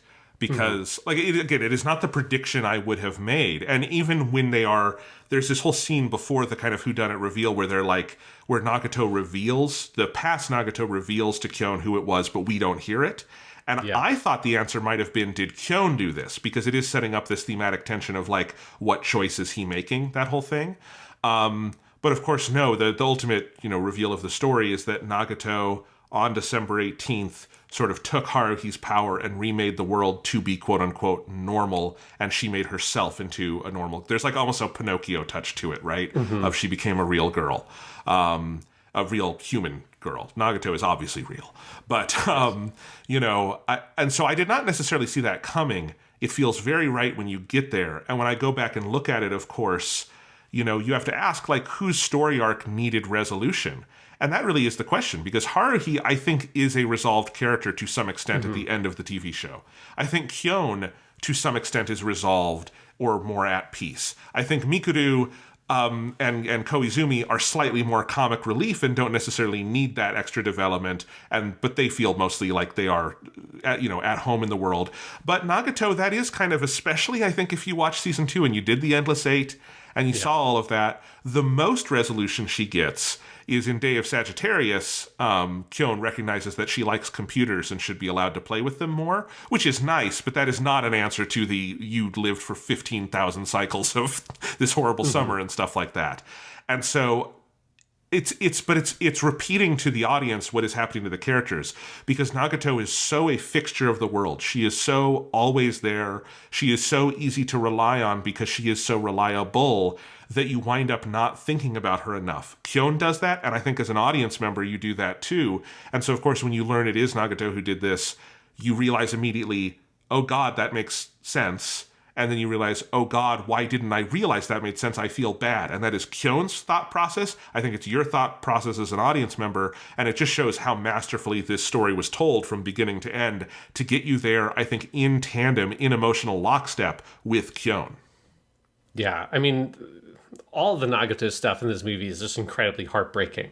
Especially if you've done the Endless Eight, right? And this was part of the reception of this movie at the time, is that it was like, for most people who didn't like the Endless Eight, right, which was most people who watched it, that this kind of like redeems it from a certain perspective. That even if you like felt like they went too far with the experimental nature of that, once you have this movie, it serves such a clear narrative function. And if you're looking for a narrative function out of your storytelling, which is, of course, originally the Endless Eight did not do that a whole lot. That was kind of the thing with it, is it's so experimental that so much of it is about style over narrative function. There is a narrative function of like, oh, the repeating it makes you feel the repetition of the time loop, but the payoff of that is very different. Here, it finds that kind of emotional core of here is the one person who remembered. Here's the one person who went through that. And some of those episodes of Endless Eight, particularly some of the earlier ones,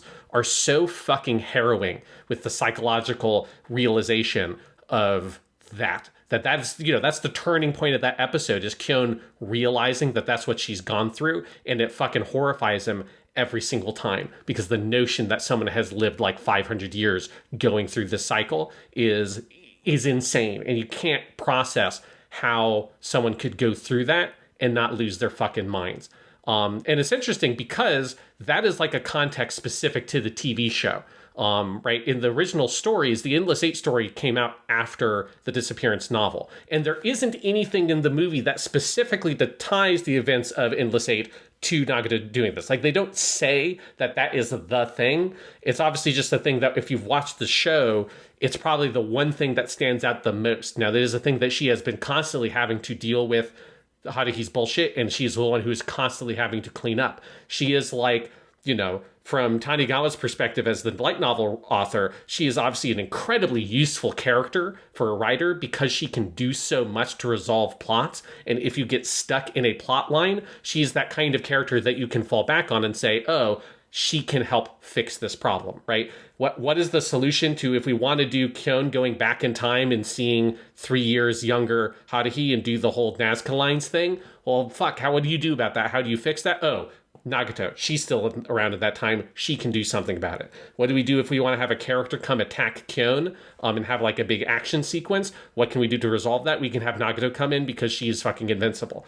Whenever you have that kind of issue in the plot, she's the one who comes in and resolves it. And it's just by far the most dramatic one of those, and the most extreme one of those is the Endless Eight, where she suffered so much, and you cannot blame her for wanting to just say, fuck this, and reshape the world so that she doesn't remember any of that, and that she can be normal and she can have a normal relationship with Kyon, which obviously is another big part of this, of like her relationship with Kyon is so important to her.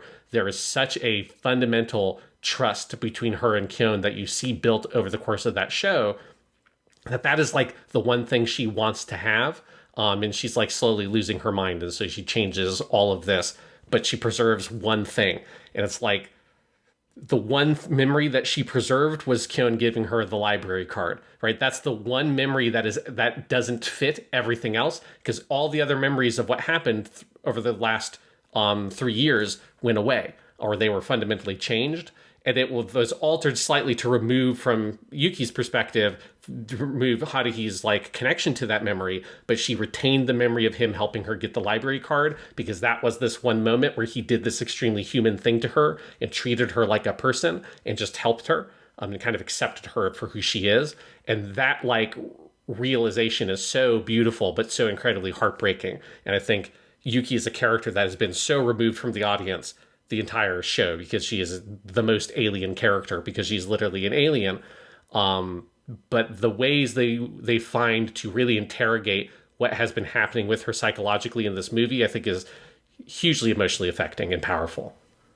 Just you saying the library card thing is like making me like want to tear up here. It's just, it's so beautiful because, and it's not just Nagato, but it is also, I think Nagato's relationship speaks so much to who Kyon is as a person, and helps us understand him, and I think in this movie helps him come to an understanding of him and who he is. That as much as he wants to bah humbug, he's too good a guy for that. He is the person who would look at this weird alien girl who sits alone with her books, and he has always been nice to her. He has always like kind of gone out of his way to do things for her in a way that I don't think he's ever even conscious of. It's just the nice thing to do.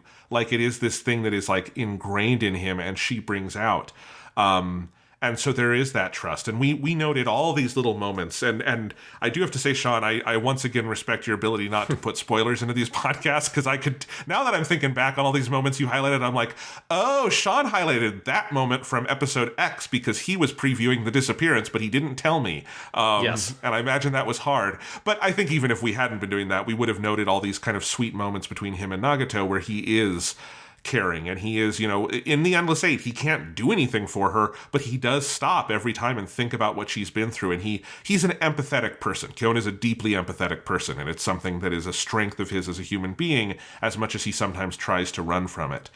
But yeah, I mean, you get our introduction to Nagato in this movie, or the alternate universe Nagato, who, as I understand, goes on to have her own spin-off series, which I think is cool. Yes. If people are interested in and they enjoy that version of the character and stuff, that is what the Disappearance of Nagato Yuki-chan is it's basically a slice of life story set in that timeline with like normal human Nagato and like all that kind of stuff. And obviously they kind of end up connecting Haruhi in that world to this character and stuff like that. So it's not as good as obviously melancholy stuff, but if you are completely heartbroken over what happens with that character in the show and you're like, I want to see this version of this character get to be happy and have like fun school hijinks, that's what you can go read that manga or watch that show for that. It's good.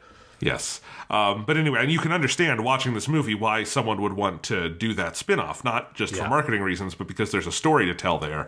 But the first big scene, of course, is he goes to the club room and he finds her there, and he is initially so relieved because she's doing the Nagato thing. She's sitting in the club room reading her book. This must be normal. This must be something to latch on to. And when he realizes it isn't, that she doesn't recognize him, of course, he has that brief freak out where he is borderline violent. It's the kind of thing where he's not literally, but she sees it that way because he like gets her up against the wall.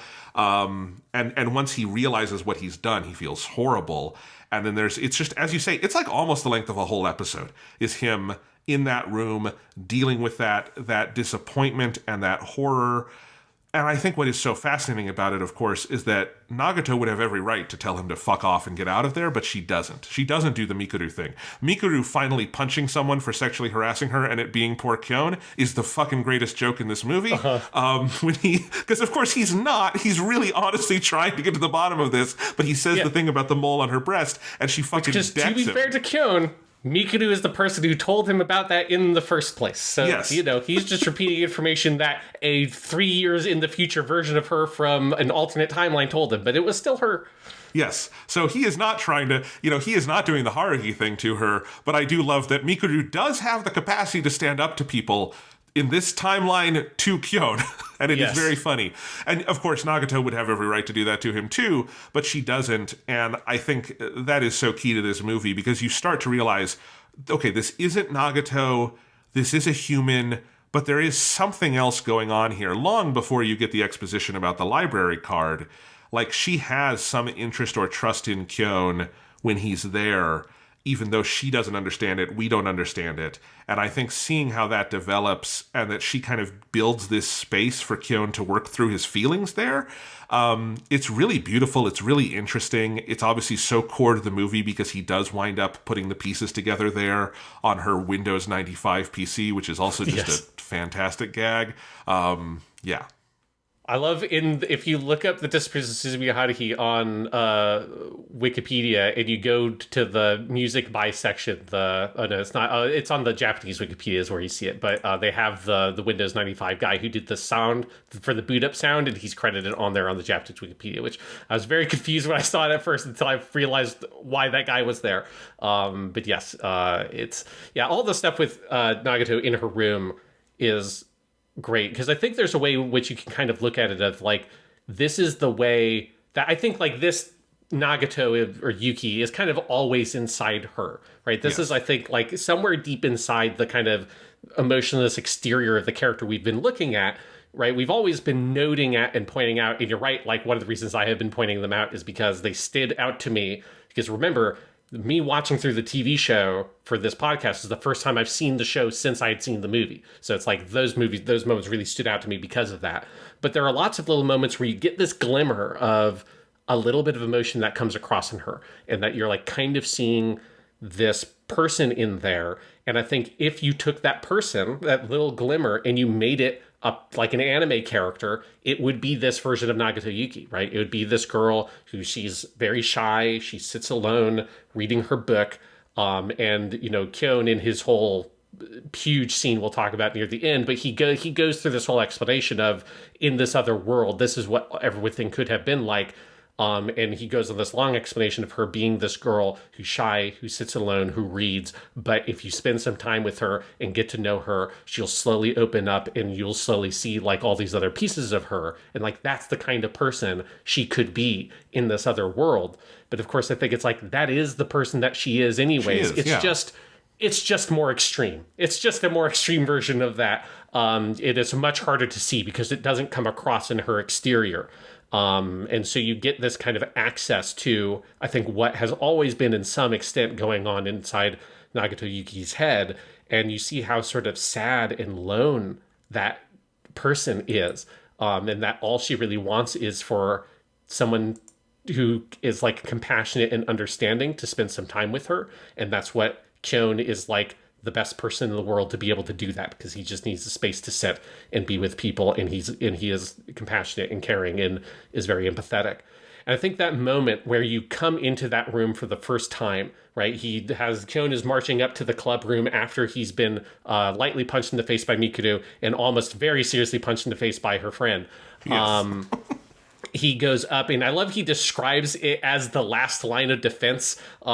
His line of dialogue is very good there, and he opens up the door and he sees Yuki there. Of course, they immediately realize she's a different person because she's got the glasses on. She has the like cardigan or whatever like on her legs to kind of warm her, and then she has this very kind of dumbfounded, shocked expression, which you have never seen on that character's face ever. But also the room is bathed in this like very soft orange light, which is so different. The color palette in that first scene is so different than everything that came before it, which, all those scenes in the early part of this alternate reality it's like incredibly bleak. And just like, when I look at the screenshots I took for it, like, they're just depressing images to look at. It's just Kyon sitting alone in the classroom, and the edges of the frame are incredibly dark. And you just have this very harsh white light from outside coming in, and you have the three people who are like cleaning up the classroom after school, very intentionally not looking at him because he had his freak out earlier that day. Like, the imagery is so bleak and depressing. And then the warmth and kind of homeliness of the club room with its one little Windows 95 PC on there, and Nagato sitting in the corner reading her book by the window as the kind of like soft orange of, it's not quite sunset yet, but it's probably like 4 p.m. or something, and the sun is starting to go down. It captures that moment in time so perfectly, and the way that color contrasts with everything that's come before it. You just feel like safe and warm and comfortable for the first time ever in this movie, or I guess other than the little prologue sequence. And it's such a perfectly constructed sequence. Everything about it, I think it's just like a scene that kind of took my breath away when I rewatched it this time. Right, and then they communicate the way that scene kind of goes awry through shot choice. Like when he has her up against the wall, they do these extreme Dutch angles that feel like a violation. Everything kind of goes back to normal. They do such beautiful work with reflections in this movie. They're all over the place. That's one of the touches.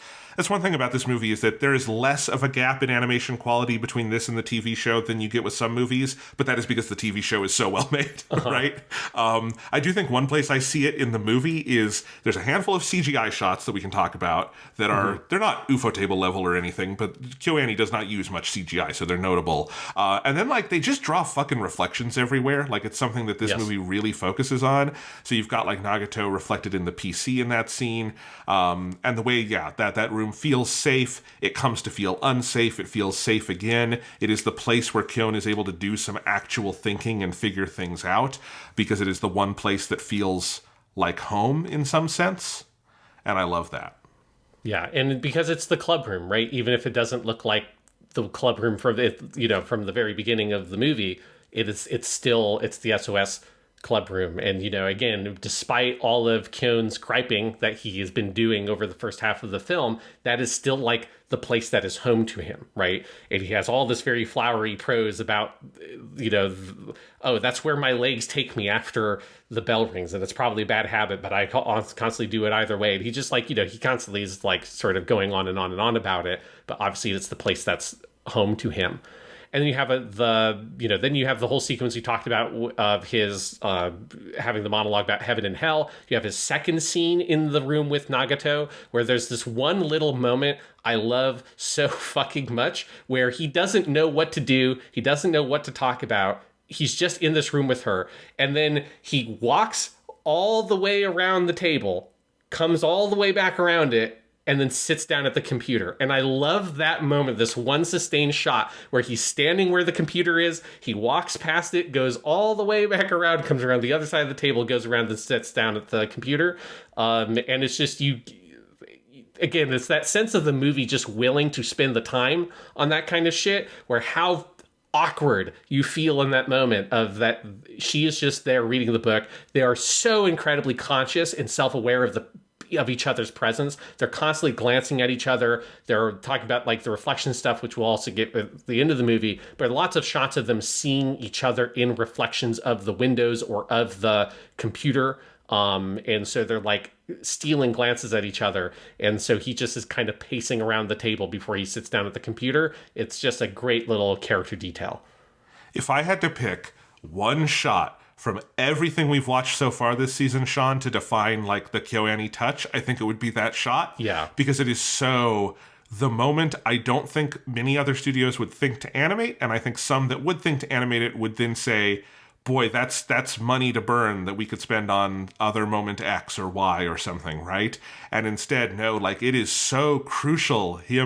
Because he walks by the computer, goes straight past it. You're like, what's he doing? And he makes the whole circle. They do it very slowly. And then he comes back, stands for a second, and then finally sits down. And it communicates fucking volumes to you.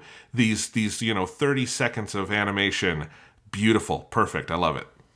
Yes. And then that's when he finds the one little bookmark that is his hope, his exit ticket, as it literally becomes in his kind of fantasy sequence at the end of the movie. You have this great scene where he and Nagato walk back to her apartment, and you have these cars driving by that illuminate them as they go, which just looks so fucking good. It's just where you're like, the KyoAni is just showing the fuck off in that scene, because it's just because it goes on for a while, and you have a lot of different kinds of shots that play with that dynamic and play with the way the light folds around their clothes and hair as these cars go by. It's amazing. And then you get to Nagato's apartment, and I love the look of her apartment in this world that it's clearly supposed to be the same room, but it looks like a room that like a person lives in, but it's still very minimalist. It's not the sort of like inhuman minimalism of Nagato in the normal timeline, which is literally just a single table in the middle of the room.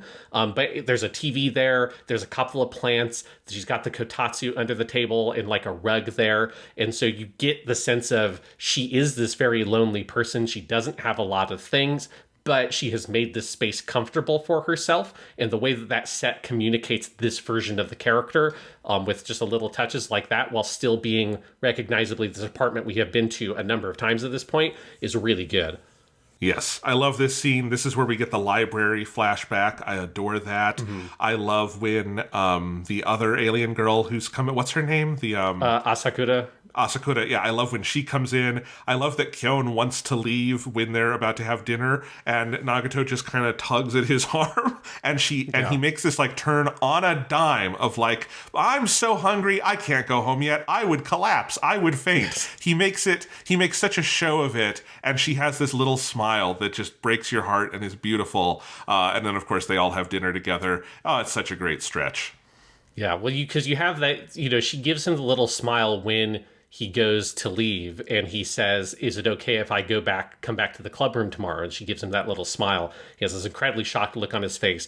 And then you have him in the elevator with Asakura, which I think is just a great scene. Obviously, I have to always screenshot any elevator scene ever since Neon Genesis Evangelion, because it's like you can't do a scene in an elevator in anime after EVA without somehow having to think about EVA elevator scenes. But it's so well done of him. He tells her, she says something to him about he's super distracted and it looks like you saw someone die or something, and he tells her I saw something that is rarer than anything you could imagine, basically, which is just a smile passing Nagato's lips, and it's like how much that sort of shocks him because he has never seen it and she's known this girl for a year. It's great. But I also just love the body language of he's stuffed himself into the corner of that elevator. He is physically as far away from her as he can possibly get. And I like the way that they set up the Asakura character in this, that Kyon is so mortally terrified of her, and he never lets his guard down around her. He never trusts her for the whole movie. And I think, obviously it sets up at the end of the movie when he does get stabbed. But I think all the ways in which his body language communicates how fucking terrified he is of this lady every single scene they're in together. It's great. It's great. After this point is when the movie moves into sort of the next act where he discovers Haruhi again. But as we're talking about it and looking back on it, I think initially as I'm watching it, thought of this 45-minute chunk or so as, about Kyon's acclimation to this world and us understanding his headspace.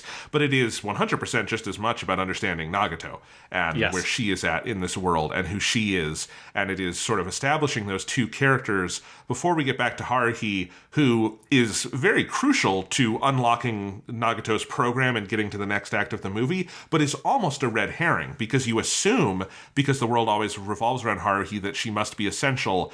And she is, but in more of a mechanical way. She didn't do any of this. And she is not the person who needs to be fixed or really addressed in any way.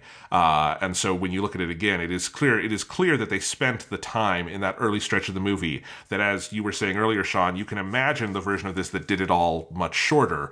But you would lose not just Kyon's headspace of what this feels like, but Nagato as a character, which is what the story's about. It's the reason to tell the story.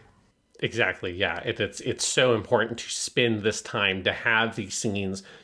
Probably another team, I would imagine, would probably collapse the two scenes that he has with Nagato in the club room into one scene, right? Rather than having it be here's a scene that's just about him getting to know her and sort of dealing with this, and then a second scene where you do that again, and then he finds the bookmark. You would just do those in the same moment, because that would be such an easy cut to make to try to cut down on the time of the film. But it's really important to feel the time passing, that these people have to spend that time around each other for the end of the movie to have the impact it needs to have. Yes. But we do get Haruhi again, and it is so much fun. It is so necessary, because this movie has been many things. It hasn't been super fun yet. Right? Except maybe a little bit at the beginning. It's been very harrowing. And so when Haruhi enters the movie again, and of course immediately fucking headbutts Kyon and all this stuff, it's fascinating because she is Haruhi but isn't. This is Haruhi if she grew up, didn't have her powers, and was just a kind of weird high school girl, as they say a couple of times. And I think the work Aya Hirano does here is fascinating, because when Haruhi in this world first opens her mouth, I initially was like, is this someone else doing her to create an effect? And it's not, because you hear her make the bridge back to normal Haruhi, but she is so good at kind of throwing her voice and changing her speaking style and being the upright kind of prep school version of Haruhi who gradually thaws as she hears Kyon's crazy story and starts to become hey, the SOS Dawn, that sounds pretty great. I would like to do that. And I think that, this act of the movie, that switch of having Haruhi go from the prep school version back to SOS leader is such a joy to behold.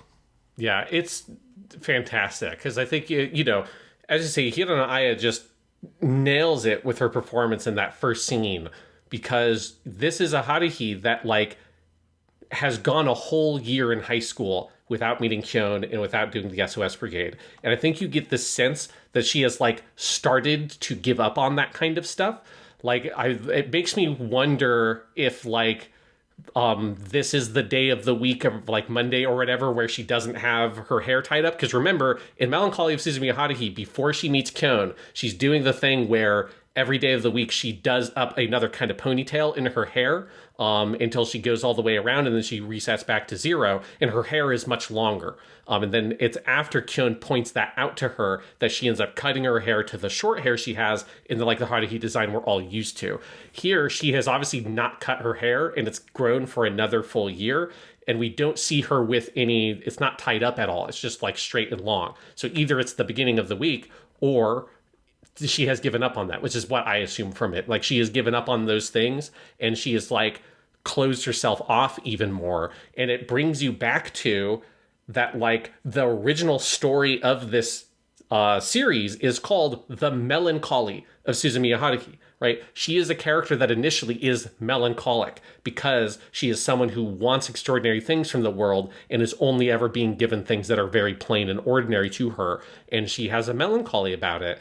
And I love that moment where he spots her and you see her like this, and she has this expression that he in his narration says, like, I haven't seen her look like that since the first time we met, because she is still in this melancholy phase because she hasn't had anyone there to break her out of it. And hearing this like super gloomy version of Haruhi is like legitimately depressing because it's the opposite of what that character needs to be.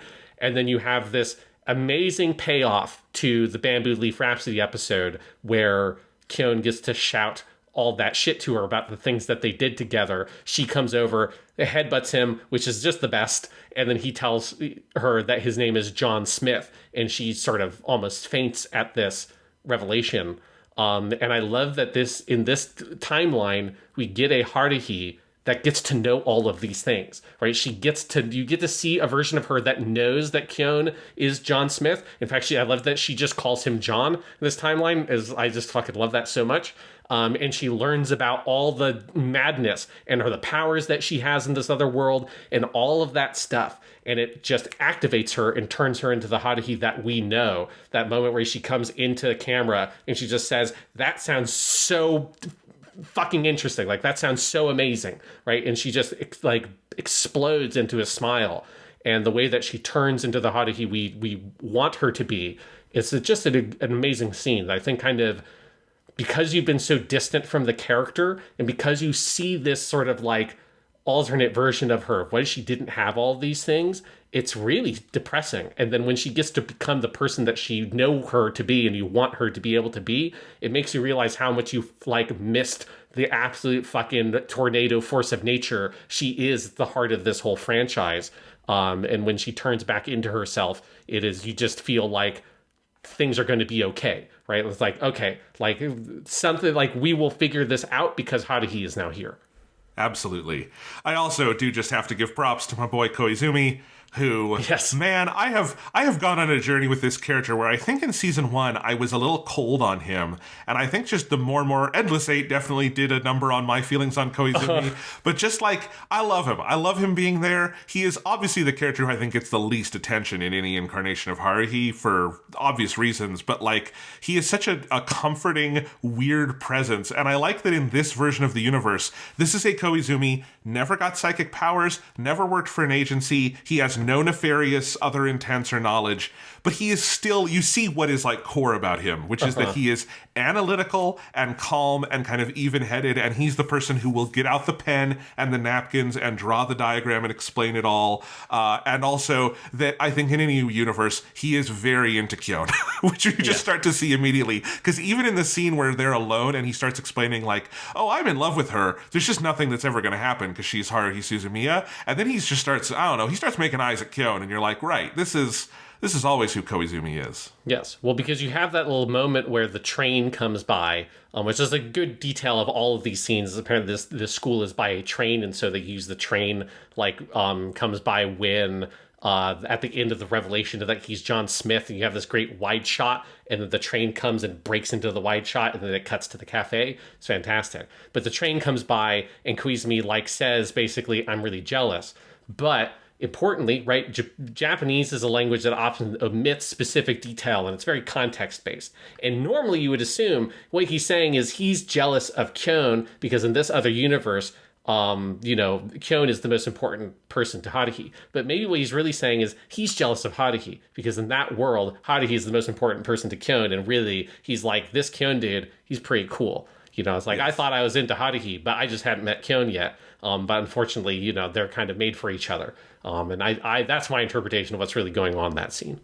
Yes. And I do just the entire adventure that follows. Koizumi is very much in the background of it, but I do just love his kind of grin and bear it attitude, even in this world. Because they have the whole thing that I think is the funniest part of the whole movie to me, which is sneaking into their high school, and Kyon gets the tracksuits for them. And of course, Haruhi changes right there, tells Koizumi to do it. And Koizumi is the one who's more reluctant because he doesn't want to be cold. It's just very funny. He doesn't really complain about it, but it's like the furthest you've ever seen Koizumi pushed to be like uncomfortable, and I think it's hilarious. Well, it's just like standing there in like short shorts. It's very good.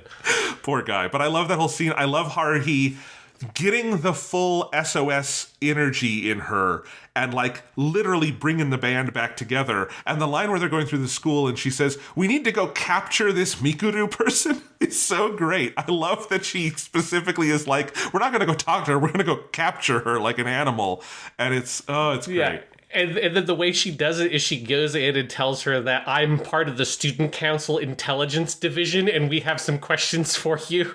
Like she's a fucking CIA agent, like interrogating a criminal or some shit. It's fucking great. And Mika is just like, the Student Council, the Intelligence Division? It just gets dragged out. And then, of course, she drags them all into the club room and then locks the door, which is, it echoes a gag from The Melancholy of Suzumiya Haruhi, but it's still incredibly funny. It's just she locking the door and Mikuru being like, what? Why are you locking the door?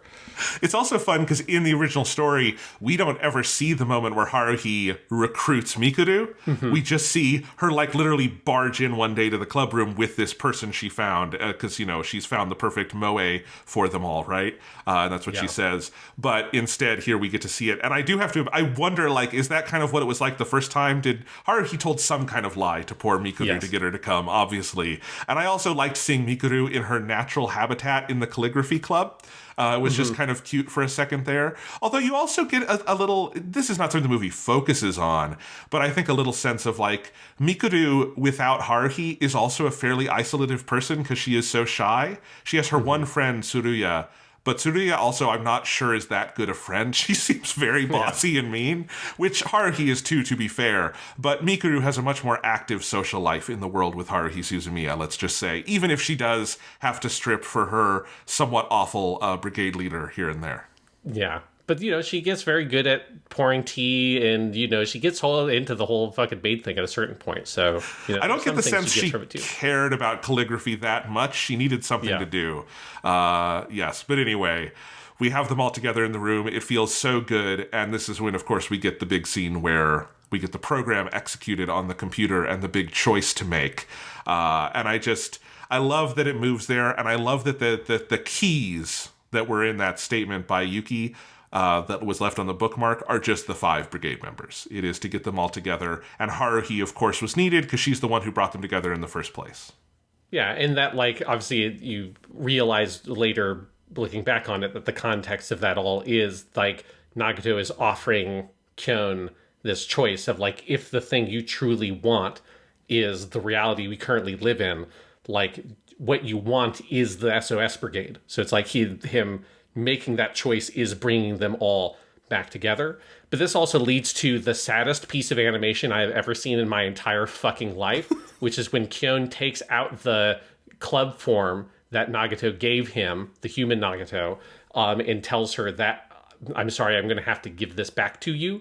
And then she, like, meekly reaches for it and kind of misses and knocks it and then has to reach out again to grab it. And that is the saddest thing in any anime fucking ever. Like, I don't care you have an anime with like a little kid dying or whatever. That's not as sad as her realizing her buddy that she has a crush on is not going to join the club with her. And she's so heartbroken by it that she can't even grab the paper. That's fucking tragedy, man.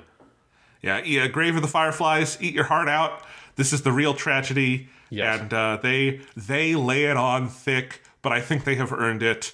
And it is indeed fucking heartbreaking that because I love what that form becomes, where like her offering it in the first place and it becomes this sort of totem. And of course he equates it with the bookmark, that these are like they're the blue pill and the red pill, right? They're the Matrix thing of like, one is to return you to the world you knew, one is to like, bring back this world or whatever. And like, him rejecting that and of course he's not really rejecting her, he wants his Nagato back, he wants to protect her too, but it is crushing. Yeah, and it's just, that is fundamentally the moment where he's sort of rejecting the vision of this world, where he becomes a member of the literature club and hangs out with this version of Nagato. That eventually, they start dating, and like, you can kind of envision that timeline and what that form represents. And then, him giving it back to her is rejecting that. And then we get our huge sequence where it turns into, a whole time travel story now, where we're going back to Bamboo Leaf Rhapsody. Now it is like extremely clear why it was 100% necessary for Bamboo Leaf Rhapsody to be in the season 2 batch of episodes, because you could not do Disappearance without this. And you have your whole, you get to do your whole crazy time travel Back to the Future Part 2-esque shit, where you're like time traveling to places you time traveled to, and him watching. I love you get a little moment of him looking at himself on Mikuru's lap, and she's like poking his cheek and stuff. You get to see that kind of moment, because of course in the original episode you just see it from his perspective as he wakes up. But yeah, you just get to have a lot of fun of very much, I think, recapturing the energy of that Bamboo Leaf Rhapsody episode and all the weird time travel shit it got to do. Yes, it's Back to the Future Part 2, or this can now be my replacement for my favorite Harry Potter story, because the best part of Harry Potter is the Prisoner of Azkaban ending, where they go back in time, and it's a cool part, but I'm uncomfortable with Harry Potter now. I can just embrace Haruhi, because it does it even better, again, and I just, especially because it's so fucking convoluted, because he's going back not to his own timeline, he's going back to another time he traveled in time. It's truly crazy. I guess in that sense it is more like Back to the Future 2, but I do love we as an audience member, Kyon as a character, know what is coming, and so the setting for the scenes is scenes we've seen before. That's kind of a tongue twister, but it's the best way I have to describe it, and I do love this kind of thing, be it in the third Harry Potter book, or Back to the Future 2, or here. It's very good, and also reveals a couple of different things about Bamboo Leaf Rhapsody, which I think one thing that episode has so much sleight of hand going on, you realize, is you never find out why they went back in time in Bamboo Leaf Rhapsody, and here you kind of get the fuller explanation, because adult Mikuru does have a fuller picture, and of course was the one kind of pulling the strings there, and I love all of that.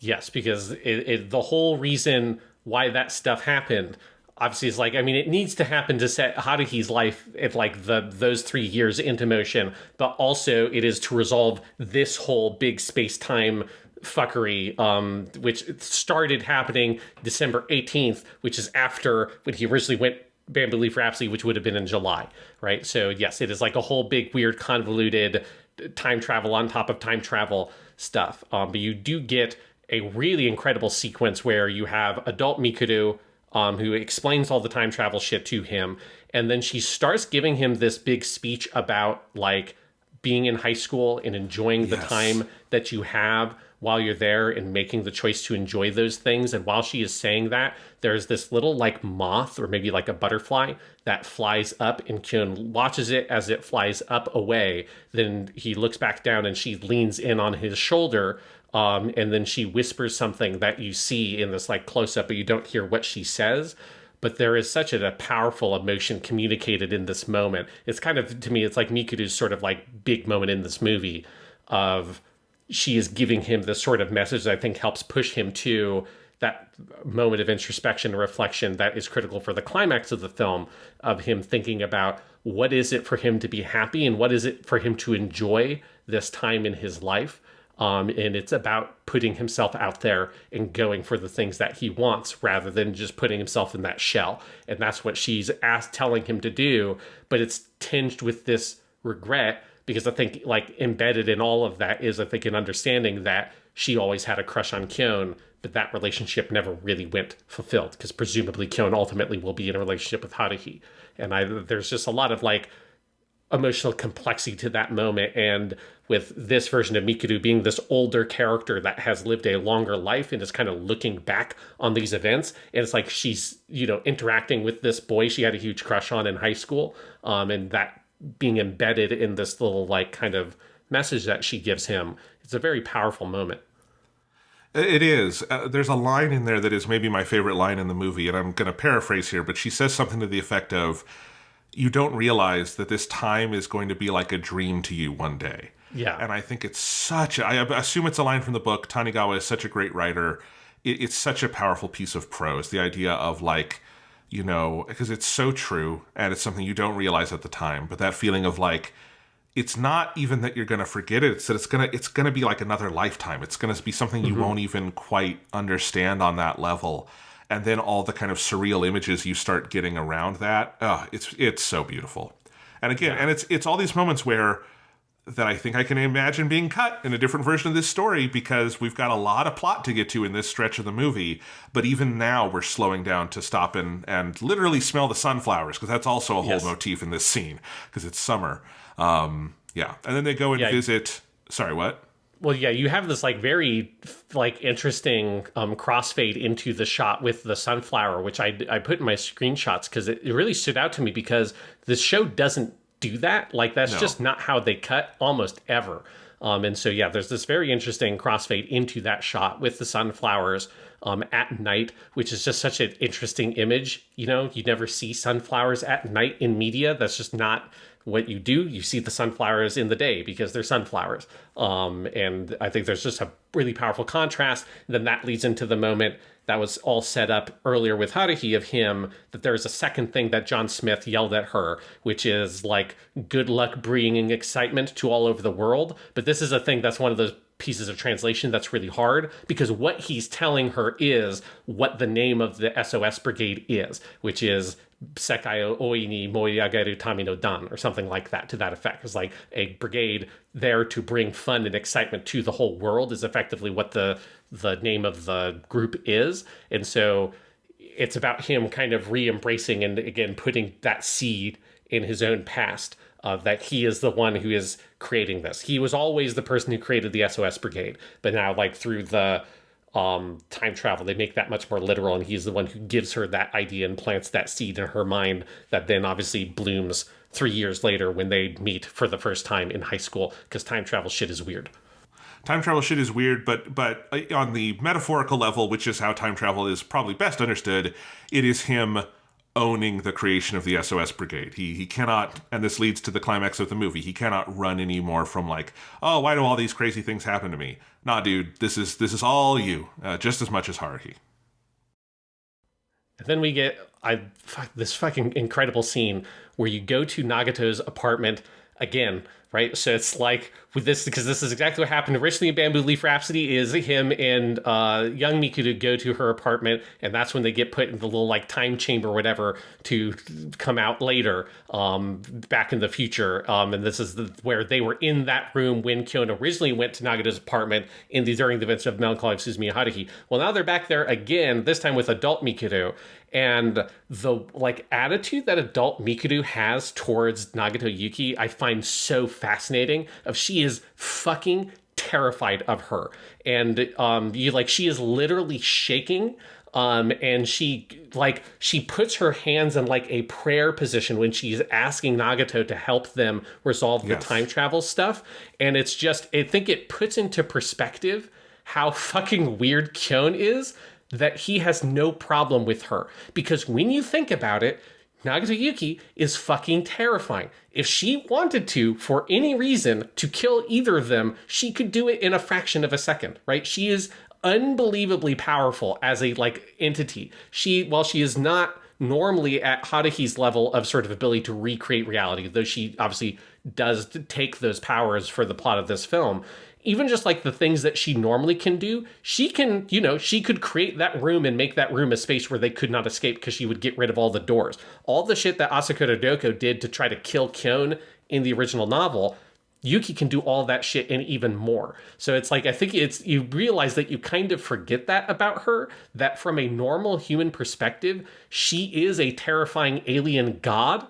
And it is weird that Kyon is okay with that and the way he treats her. And so when Nagato opens up the door after you've had adult Mikuru be like terrified and shaking, her telling Kyon, like, I still have a hard time dealing with her. And then Nagato opens the door and she has the glasses on, and they've drawn it so that the glasses are like purely reflective so you can't see the eyes. And then they come into the room and she's just standing there stark in this big empty room, that the contrast with the way that room looked for the human Nagato in the other timeline is so intense. And I think it really helps alienate that character and defamiliarize that character to you again. We have been away from this version of Nagato for a long time, and it recontextualizes her in a way that makes you kind of understand like what she is from a normal person's perspective, and how big it is that Kyon treats her like a normal person, and the way that he treats her is like that. This scene, I think, does so much to communicate and sort of really put you back into that moment to understand what that relationship really means to both characters. Absolutely. I mean, when you think about it, the thought emissary is effectively a god in this world, right? Yeah. Or like the thought consciousness, and she is an emissary of that. She is like if we're thinking in like a Western Christian context, she's an angel with powers borrowed from God, right? Who has like come down to earth to visit. And yes, she has these godlike powers, and that is, of course, the weird thing about Kyon. He gets close to people who have godlike powers and becomes very friendly with them because he is a weirdo, right? I love the whole thing she does here, where they figure out what they're going to do. She explains the problem. She says you need to inject the person who did this with this program, and she gives him the giant vial with the big syringe. And he goes, I don't know, then just go walk up and inject them with this? And she thinks about it for a second and goes, well, how about this? And she makes the fucking gun that looks like a silly toy laser gun. I love that is the way her brain, or the brain of the thought entity, whatever it is, I love that's how it works. Yes, yeah, he has his little like ray gun looking thing to shoot a syringe. It's fantastic. And then this is where you get the scene you talked about earlier, where Kyon and Mikuru hear who the culprit is, but the audience doesn't hear it yet. And then you get another just fascinating moment where Nagato has to inject some sort of like defensive whatever into him for him to be able to survive the time travel. And so she bites him in the same way we've seen this done in the Sai of Suzumiya Haruhi, where he did that to prevent Mikuru from shooting fucking lasers from her eyes. But this is framed in such an incredibly intimate manner as she comes in and bites his arm, and then has to like come away from that. And the look in her eyes, like she closes her eyes to come in and do it, and then her eyes kind of are half opened as she backs away from it. It's such a weird but very powerful scene. You know, it's the kind of thing that like you'd expect in a vampire, like a modern Anne Rice style vampire movie. I was about to say, you could cut that scene out and show it to someone who had no familiarity with Haruhi and go, this is from my favorite vampire show. And they'd go, this vampire show seems kind of psychosexual, because it very much is. Yes. You know, and then later Kyon looks at the marks and they like disappear on his arm. Yeah, it's such a very kind of potent scene that leads us into the climax of the movie. Kyon sees Nagato on the road to the school on December 18th, where she goes. This is where you have the Eric Satie is playing. She raises her arm. A beam of light comes down on her as she sweeps her arm around, and the clouds swirl to create the time disturbance. And I like that the time disturbance is like, it does that, like the winds blow and the clouds kind of open up, and then it just sort of stops. And the beam of light goes away. She puts her arm down, and in that moment, she is the human Nagato Yuki, just standing there cold outside the school. I like that there's not like an explosion. The world doesn't like in an instant become completely different. It's just this sort of like she conducts this moment, and then she comes back to herself as this other person that Kyon comes up to shoot with his weird space gun. And then this starts the I think most remarkable sequence to me in this movie, either this or the rooftop scene at the end. But you have the most abstract moment in the history of the show, where Kyon starts with a monologue, and the monologue starts moving into showing us abstract imagery as he is processing what he's going to do with Nagato, what has happened up to this point, the choice he is going to have to make, and then what that choice means and what he has to face up about himself, to sort of deal with that choice. And we move into such a visually different space and world and how we represent this monologue that the show has had to deal with lots of different long Kyon monologues. And what do we show on the screen to do that? And typically, Haruhi has the choice they have made is to have it be very kind of like real and very practical and very filmic, right? And showing, typically we are showing actual things happening, like Kyon looking out at people doing stuff and him narrating over that, or him and Koizumi in the car and them talking over that. There's been a handful of moments where you move into this more abstract space, like Haruhi explaining her experience in the baseball stadium. They do a similar kind of thing, a brief sequence of showing abstractly what's going on there. But it's very rare that you move into this kind of abstract space. And here you do it for, I think, maybe like 8 minutes or so. It is a long sequence that goes through a lot of different moments. And it is just, to me, it is a scene that has stood out in my memory so much ever since I first saw this show. I mean, you know what it made me think of is the final Evangelion movie. It made me think of the long scene where this is, I guess, minor spoilers for EVA 3.0 plus 1.0 Thrice Upon a Time, or Shin Evangelion Theatrical Edition Repeat Symbol is the Japanese title of that movie. But like you have, of course, Shinji go into sort of the EVA dimension or whatever you want to call it to fight his dad. But once that kind of wraps up, there's that whole long, like, it's sort of like a new version of what they did in episodes 25 and 26 of the original Evangelion, of Shinji in his head thinking, but they have him moving through all of these sets, and they even have, like, the scene where he's on, like, a literal, like, film sound stage and doing things like that. And I love that scene in the final EVA movie, where it's just Shinji fully kind of confronting himself and the world and making the choice to get rid of the Evangelions. And, of course, it is a scene that kind of EVA did in multiple forms at different points. But this very much feels like that, where it is reconstituting spaces from the show. We get the classroom, we get the club room, we get, the train station. Sometimes it's more abstract, sometimes it's less abstract. Sometimes it's him in a black room with just like he has the form on one side and the bookmark on the other side. There's a couple of little inserts of shots from season 1 of the show of Haruhi, at various, moments of different episodes. And I think that overall creation is absolutely remarkable. And I particularly love where it goes in the end, where you start having 2 Kyons, one of whom exists as a reflection in the window in the classroom talking to him.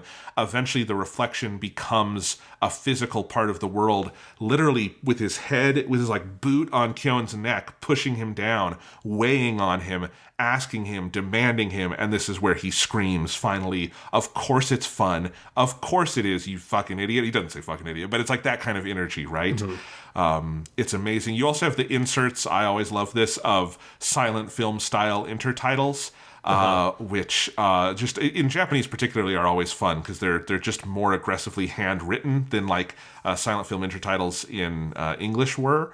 And you have that for some of the questions. They kind of throw every trick in the book at the screen here. It is a very Hideaki Anno style sequence, but for Haruhi specifically.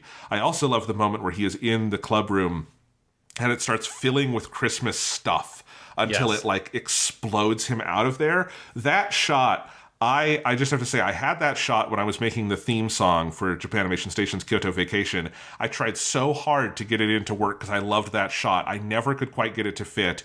Then when I made the song that you're seeing on these episodes for Haruhi, where we have a cover of Hare Hare Yukai, no, we don't. We have a cover of the Mikuru song, of the Mikuru no Densetsu song. I finally did get it to work in there because this is such a great shot of him being blasted out and going, what the hell? It's so good. Yeah. But it's like, I think one of the things I love about this sequence is that it starts with him thinking about Nagato's stuff, right? It starts with him processing, like, this is what's happened to her, right? That she has been suffering under all of this, that she has had to deal with Haruhi's bullshit and has to have to solve these problems, and I am as just at fault, if not more at fault, than anybody else for what's happened here, because I also have been taking Nagato for granted, right? So it starts with that, like, him realizing that she's been developing these emotions, she has been feeling all these things, she has not known what to do with it, and that's what's caused her to, basically from a computer perspective, glitch out. And over that, you get all these really powerful images. This is where you get the classic Taco fucking cloud is here, because you have one shot of Nagaru Yuki from the other reality, standing there looking at a sort of beautiful sunset. You have Nagato Yuki from our reality, Endless 8, because she's wearing a summer uniform and she's looking at the fucking cloud. And then you get this combined composite image of both of them together looking at the stars that I think also echoes the Endless 8, because that is a scene from the Endless 8 is all of them on the rooftop of her apartment building, and she is always looking up at the cloud or looking up at the stars while Kyon and Koizumi are having a very intimate conversation. And then you've got Haruhi and Mikudo asleep on each other's shoulders, and she's still always looking up. And there's a lot of very evocative shots of that, of her looking up into space, which is, of course, where she is from. She is a space alien.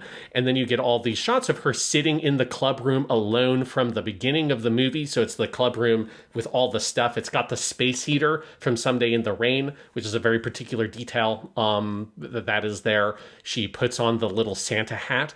That was the Santa hat that Haruhi brought there, and she's standing there holding a big snowflake ornament, which is foreshadowing for the ending of the movie. And then you get these great sequences of her kind of shadowed out a little bit, so she's shaded darker than everybody else in the scene, standing there in the corridor holding her snowflake, looking at everybody going about their business, preparing for this Christmas party while she is alone. And this is where I think you feel how intentional Someday in the Rain was.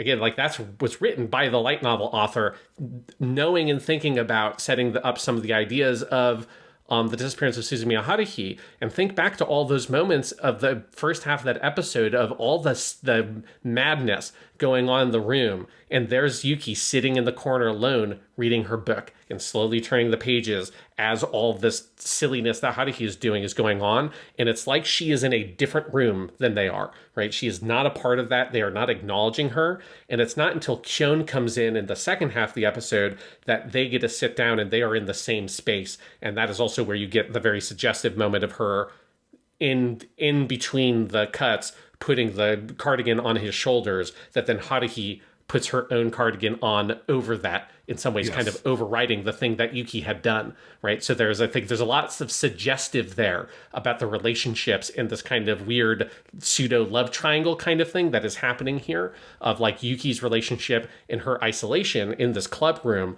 from everything else that is going on, and the sense that the one person that she cares for, Kyon, right, that there is a distance there that she doesn't know how to overcome. And Kyon is now, he is coming to realize how all those things are happening. So that is all of the beginning of that narration is. And then that comes to the point of him realizing, I've been complicit in all this as much as anybody else. He's then faced with the choice that is of the realities he's choosing, one being the contract of joining the literary club, one being the ticket out of this world. To go back to his real time, and he is there to sit between those moments. He's got the flashes of Haruhi that are very particular. You've got a flash of Haruhi from early in Melancholy, where she is first establishing the SOS Brigade. She drags Kyon up to the top of the flight of stairs, and she grabs him by the tie. And you have that shot, but this time from Kyon's perspective. You have him looking at her from the end of Melancholy with her ponytail. You have her playing the guitar in Live Alive, and then you have her giving him the like making a face at him at the end of Someday in the Rain, which again is like very suggestive that this is like you're getting these moments from across the TV show up to the last episode of the TV show of him thinking about what is he doing here. He has been constantly, while you're seeing these images of Haruhi, his narration is telling us, I hated this, right? I want a normal life. Isn't that what I've always wanted? Like, I'm just getting dragged around by Haruhi all the time. All the things he's constantly grumbling about. And then that is when you have him in the classroom and the reflection starts talking to him. And that's where I think, like, I had realized while I was watching this movie, thinking about building up to this scene, how much those reflections are this visual motif across the whole movie. You kind of alluded to it earlier, Jonathan. But it is fucking constant. So when I was going through for my screenshots, like, I just noticed it's happening all the time, to the point where it's like, It's basically like watching an anime with fucking ray tracing on, because it's like anything that has a reflective surface, whether it's like a wooden floor or a mirror, or if it's like a window that is translucent but still is partially reflective. Like anytime there's a reflective surface, they've been very diligent about having that be reflective and using that reflection in the framing often. Like you have the conversations between Kyon and Haruhi and Koizumi in the cafe at the midpoint of the movie. You have when it's a shot showing Kyon in profile talking to Koizumi, you see Koizumi's face in the reflection in the right-hand side of the frame, and vice versa. So there's a lot of intentionality of Kyon is looking at people's reflections. He's looking at his own reflection. He and Nagato are looking at each other in reflection. And that is all to set up this moment of his reflection confronting him. And confronting him directly and making him face up to the bullshit he's been spouting this whole time. That like all he's ever been talking about is how this stuff isn't fun, isn't interesting. It's just a hassle, right? It's just a huge hassle to have to deal with all this shit. So what the second title card says is this shit isn't fun at all. And it zooms in on basically the word zen, like at all. And that's when the Christmas presents explode him out of that reality. He sees the abstract image of the statues of all the people he knows as he's narrating what they would have been like in this other world that he is now denied, and he is choosing to go back to this world that he has constantly been grumbling over, that leads to that climactic image of himself stamping on his own fucking head into the desk, which is such a powerful shot, and him having to physically push himself off the desk and push that away, pushes his own leg away as he screams to himself, "Of course this is fun. Don't ask me something so obvious," is what he says as he pushes up, and that phantom version of Kyon evaporates. He's at a ticket gate. The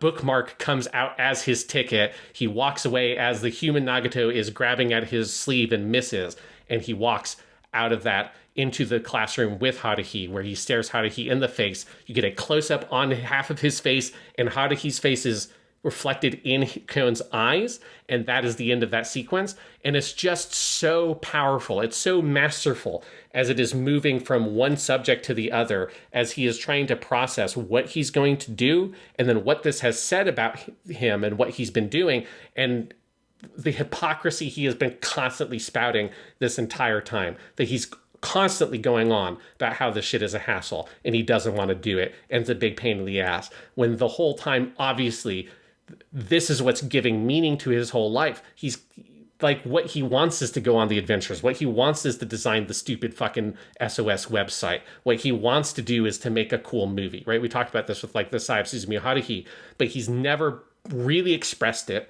And he's never really had to confront himself for his own behavior. And the way that is part of what has caused all of this is that he has not been out there putting himself out there saying this is what he wanted. If he could have fucking done that, the Endless Eight never would have happened, right? Like if he was someone who could be proactive about these things, Nagato wouldn't be in the position that she's in, right? Like it's the fact that he is half-assing it all the time is the problem, and he needs to get over himself. And I think it's such a powerful message and such a powerful moment for this character that I think, like, I certainly see a lot of myself in Kyon, and I see a lot of, like, my own deficiencies as a person in Kyon's attitude, and I think a lot of people probably are very similar, of, like, of not wanting to let yourself be vulnerable and put yourself out there, even if it seems like it could be fun. Instead, you get focused on the negative aspects and you're like, nah, I'd rather stay at home, or no, I'll just go deal with my own thing. I don't want to do that. And it's like, I think visually representing this moment of revelation for the character of like, get the fuck over yourself, get over your own bullshit, like face up the truth of what you actually want to do. And don't let yourself be held down by these like concerns or insecurities. You're letting yourself dominate the way that you see the world. Like, don't be the person that Haruhi has to physically drag you around to get you to do the things you want. Go out there and fucking do them. And it's only if you can do that and you can be active and you can make those choices, can he go back to the world that he wants to be in. Yes, and I think the entire progression of the sequence is so key to, you know, not just orienting the themes of the movie, but I think this kind of game that the film is playing, where I think as a viewer of the TV show, I said this earlier where Nagato is the one, when you kind of critically think about it, who has an arc left to resolve. But if you look at the TV show, you get to the end of Someday in the Rain, I think it makes it clear for you as a viewer that Kyon is, like, into all of this, right? Mm-hmm. But that's you as a viewer. I think that the question mark still is Kyon aware of this? Is Kyon ready to own up to it, right? And I think for most of this movie, he's still not necessarily thinking that way. And Nagato, being the one he's thinking about, kind of helps prevent that. But it isn't until we get to this moment where he is fully confronted and you see the full arc of the show come full circle. And it is so powerful that it just... This is where it feels like KyoAni was never going to come back to this, because, like, this is the story. This is the thing they were always pushing towards. What else is kind of left to say? I mean, there's more good scenes, including one incredible scene left in this movie. But in terms of the overall movement of the story, this feels like everything you could possibly say is expressed here. The other thing, before we move on from this sequence, I just want to say is... Something I love about it is that it isn't actually prompted by any kind of, like, sci-fi thing in the world where he's, like, sent into another realm to think about himself. There's all the time travel stuff going on. But this is effectively a big illustration of a couple of seconds as he's standing there with the ray gun thinking, right? Yeah. This is not the Evangelion thing where the human instrumentality project has started and everyone's consciousnesses are melding, and this is why Shinji is having this internal adventure, right? There is no direct plot thing that has created this abstract space. This is purely a big commercial animated movie just spending 10 minutes illustrating interiority. And that's fascinating to me. That's amazing. That is just full on, let's interrupt the momentum of our plot to focus on the momentum of our character and our themes. Does it as beautifully as you could possibly ever want. Yeah. And it's like that's one of the things I think is most remarkable about the sequence is how sort of like unassuming it is as it starts. Because again, like the show has never, obviously, like the show can't do something like this because the sequence is too long for an episode of TV. It would be like half the fucking episode.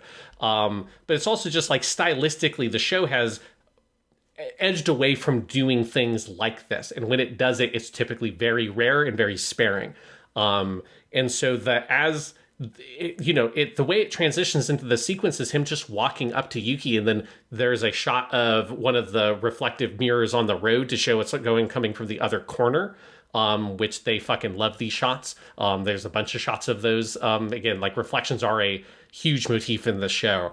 But there's one of Yuki in that, and then it zooms in on her as she's cradling herself, and then you get put into this abstract representation of him looking at Nagato Yuki in her apartment room.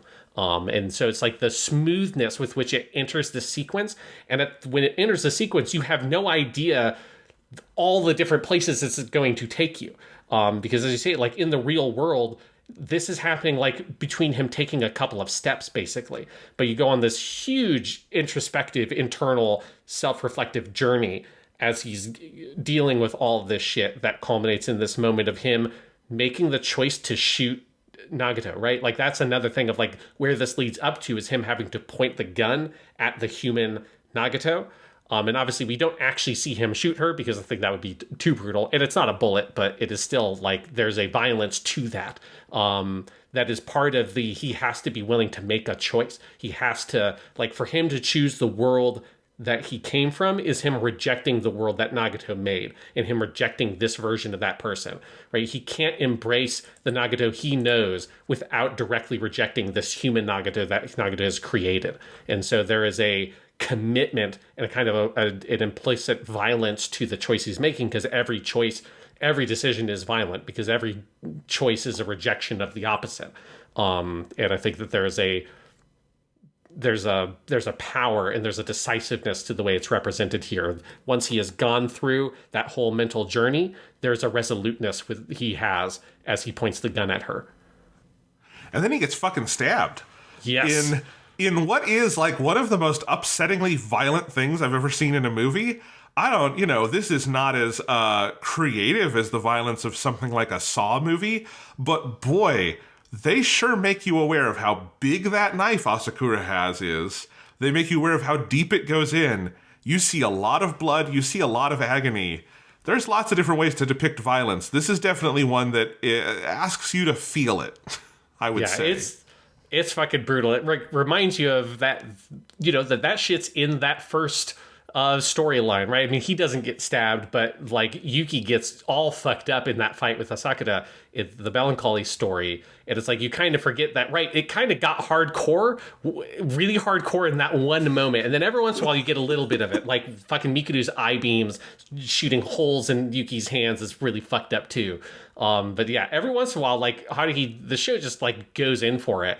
It gets very hardcore. And yeah, like Asakura's got this sort of big combat knife that has the serrated edges on the back of the blade, yes. like kind of like saw teeth. And so when she she stabs him in the back, in the side, and then there's a close-up of her ripping it out, and it's like only a couple of frames, but like the animation and the audio of it, like you can feel those little teeth on the back of the knife snag on his skin as it gets fucking ripped out. It's so visceral and so intense. And he's just bleeding out. She swirls the knife and drops of blood spill on Yuki. And also like a thing that I did not notice watching it in real time, but I noticed when I went back to take the screenshots. Again, a piece of KyoAni showing the fuck off with the reflections. In the slow-mo shot of Asakura as she's spinning, you see Yuki's face reflected in the drops of blood coming off of the knife. And then in the reverse shot, you have Yuki looking up at her, and there are drops of blood, and you see Asakura reflected in those drops of blood as she is spinning around, and she spins in the drops of blood. That is like a next level shit. That's what I mean when like it's like watching an anime with ray tracing turn on, because there's such a level of detail to the reflections in like thinking about, oh, we've got a like liquid here. Let's make little reflections in that liquid of the other person in the shot. It's fucking great. Even if it's fucking great. To connect this to another Japanimation Station topic, this feels totally like a Kara no Kyokai sequence. Yes. Garden of Sinners. It feels like something Type Moon would make, and then Ufotable would animate very lushly. It totally has that feeling to it, like the early episodes of Kara no Kyokai or episode 7 with the serial killer. Yeah. It's brutal. This is also like by far the weirdest plot thing in the whole movie, is that you kind of have to piece it together after the fact, but you have the two Mikurus come, young Mikuru and adult Mikuru, along with another version of Kyon. You can tell because it's Sugita's voice.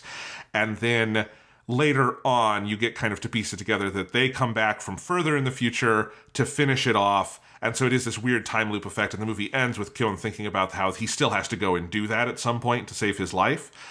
Which is delightfully weird. But yeah, it definitely disorients you, and I spent much of the following hospital scene trying to figure out what was real and what was not, in a way that I think it is kind of asking you to. But you also get the amazing moment where the two Mikurus are down on him, and I think it's translated as Asahina-sans or something like that. But I love how he says it in Japanese, specifically as Asahina-san Tachi, which is just a great way to put that. It's not how you would usually use that word, but it's like the way to create a plural of a group of people. But it's like, this group of Asahinas is around me, is another way you could translate that, and it's great.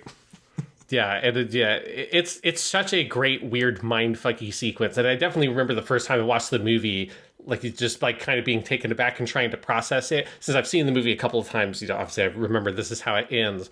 And I fucking love this ending. I love like the weird, it's almost an anticlimax, but it's also kind of not an anticlimax in a way. It's very interesting because I think, to me, like symbolically, or like the narrative logic of what's happening here, right, is that because Kyon has made this choice, he's made the choice to commit to going back to the world he knows, and all of that stuff, that is what it, like, in effect creates this future Kyon, right? Like, this is him that has decided that this is what his life is going to be and he's going to embrace it, is what allows there to be this future Kyon. And I love the way that Sugita plays the lines from the other Kyon from the future, where he sounds so confident and he sounds so self-assured in a way that Kyon normally doesn't sound. And it's one of the reasons I think it takes you a second to even realize it's him. Because yes, it does. There's a different quality to the voice because he sounds more mature. Even though I think, from what I understand, I believe the light novels do actually like deal with this storyline, and it's not necessarily like Kyon in like 10 years or something. It's not like a super far in the future Kyon. It's him sometime next year. But there is this sense of he has accepted and he's kind of at peace with the life he has, even with how fucking bonkers it is that he's standing over his own body as it is slowly bleeding out. And I love he has this little comment that's a very Kyon-esque comment where he's like, you know, hey, don't worry about it too much. I mean, it hurt like hell for me too. It's like probably not a huge amount of comfort as you're slowly bleeding out on the ground. That you know, I'm glad to hear getting stabbed. Yeah, no, I'm glad to hear your interpretation of it, having been someone who's seen this movie before and sat with it for years, because I definitely was watching it, and I think I was in the same place as you, where I like it. I think it's a good choice, and I think I like the ending at the very end being him kind of putting off fixing the future because he's so into now, I'm going to go have Haruhi's hot pot. I want to experience this, right? That sounded very dirty the way you said that. That sounded very dirty. You know what I mean, though, right? I know. Let's just use the Japanese word nabe instead of hot pot. Yeah, he's not into Haruhi's hot pot. I mean, he might be. What I mean to say is he's into the idea of doing the Christmas party and doing the SOS stuff, and he wants to, now he's procrastinating the go save the future because he truly wants to go do the SOS Brigade stuff. That's what I meant to say. But, you know, he probably is also into Haruhi's hot pot on some level. Yeah, let's just avoid that language. Yeah, let's avoid that language. Anyway, no, love it. I'm glad, as I said, to hear your interpretation of it. And then, of course, the ending of the movie with him in the hospital and Koizumi sitting there, taking the skin off the apples. Me going and like, who are all the apples for? Because he's got a lot of them. My thought is that I don't think Koizumi is even planning to eat these apples. He's just playing with them at a certain point, because then he gets one out that he doesn't carve the skin off of. He just starts cutting up into pieces. And I have no idea who, and he's like making a little like almost like figurine out of his apples. It's such a great stupid detail that feels very true to Koizumi as he is effectively toying with Kyon and not telling him that Haruhi has been sleeping in the room for 3 days. Yeah, it's so great. I love Koizumi in this scene. It's the most Koizumi moment, right? Like he's the character that is kind of least served by this movie because he's most on the edges. But I love him. He's just sitting there peeling apples for what seems like fucking forever as you have this whole big long conversation that's this very like weird conversation about like what in this reality people understand has happened to Kyon. He was pushed down the flight of stairs and all this shit. It is explaining it in excruciating detail, all this stuff while he's skinning the apple. And then there is one moment, and it's such a fucking bonkers thing to do, where he cuts the apple into pieces, but he does it while he's holding it in his hand. So he's just like is holding the apple, and with the other hand takes the knife and cuts the apple in two. I'm like, you're gonna cut your hand, motherfucker. Like, who does that? Put it on the fucking plate. You're like, he's fucking weirdo. You know, and you know that he has probably also been there day and night by Kyon's side, and he's just too embarrassed to say it. Yes. But yes, then you get, I fucking just love this so much. You have this little moment where you get Haruhi, she's in the sleeping bag, and you can, in a couple of like the earlier wide shots, you can barely see there is something by the bed, so you can see her there. And then he leans over, she is there in this adorable little sleeping bag that is like this orange color that makes her look like a hot dog that I also love. But you have this incredibly sweet, these are the word you were using earlier, Jonathan, tender moment between him and Haruhi, where she's asleep and he just slowly, like, you know, caresses her hair. He kind of caresses her cheek and slowly starts to pinch it to wake her up. But he has such a gentle expression on his face. And it's such a great moment of payoff that this is kind of him coming back to this reality, is him having a very bizarre, weird conversation with Koizumi that feels like there's like 1,000 things here that aren't being said, that are being intimated, that Kyon doesn't know what to do with, and then him having this very sweet, gentle moment with her, with Haruhi, and then her waking up, and all the information or the animation of her getting up, I put in the notes a GIF I found of it, because I love the animation of her kicking her legs up to swing into frame, and then the wide shot of her bouncing around in the sleeping bag. There's so much energy and attention to detail put into the physicality of her trying to maneuver around in the sleeping bag and like shake it off of herself. It's a great moment. the overall, the GIF you share, it's not even really a GIF because it's 30 seconds long. Yes. Because that's how long the sequence is of her kicking up and then standing up and getting out of the sleeping bag. It is such a long, complex piece of animation. I love the first shot. So she kicks up, kind of kicks into frame, but when she gets up, they even do something just to kind of extra express how kind of out of it she is. She gets up slightly off center of the frame and the camera readjusts to find her, which of course is something that you would feel like would just naturally happen on a set, but it's animated. There is no such thing. And it's so thoughtful of them to like be like, okay, and we're going to readjust the camera slightly here to give it this extra feeling of reality, which of course is something they've done throughout Haruhi, is the kind of reality of the idea of the camera in the series. But they do it so beautifully there. All the shots of her getting up, she looks like a fucking caterpillar as she's like falling over on the bed. She falls, she gets back up, she falls again, she does a couple of jumps, falls down, and then is like kicking and squirming as she tries to get out of the sleeping bag. Oh, it's so good. And it is this great kind of restatement of the Haruhi status quo as she finally gets back to herself, like mats her hair down and then yells at Kyon. It's great. Yeah. And of course, it is also so sweet that she brought her fucking sleeping bag and has stayed there day and night and has said to Koizumi and everyone that, well, she's the brigade leader, so she has to be there for her subordinates, which I love. And I think that's very true of Haruhi. I think she would do it for the others. I don't know if she would do it as intensely for the others as she does for Kyon. Yeah, it's like the most Haruhi thing in the world, and I adore it. It's the level of detail and attention that went into that sleeping bag animation stuff is just fucking incredible. But it's the thing that makes that moment. You need there to be something special about really coming back to this world, and Haruhi, while she is not like necessarily the main character in a narrative sense, she is the star character of the series, so she needs to have this like big kind of powerful memorable moment as we revisit this original version of the character, who is also like any version of the character has been out of the movie for a while, because at this point it's been quite a while since you had the big diner scene and stuff at the midpoint. Yes. And I think this is the final big scene with her in the movie. I think we see her in some montage later, but I think this is it. I think that might be Aya Hirano's last scene in Haruhi. It is, yes. That's when she points into the camera and gives him a wink, saying, like, we're getting back to SOS business. It's basically her from the DVD cover. It's I think of that as the DVD cover pose. It's great. And then you get a big flashing sign on screen that says, "From Kyoto Animation, we're about to make you cry." It doesn't actually do that. But it is basically what this scene is the Kyon got stabbed earlier. Now it's time for the audience to get stabbed. And that is Kyon, this beautiful scene of talking to Nagato up on the roof, her revealing that she is sort of like on trial with the thought entity because of going rogue, and Kyon being like, will you tell that thought entity that me and Haruhi will remake this entire fucking world and erase it just to keep on to Nagato because she's our friend? Oh my God. Jesus, Sean. This is brutal. It's beautiful. It's wonderful. It's a great happy ending, but it also is designed clinically in a lab to make you sad or cry.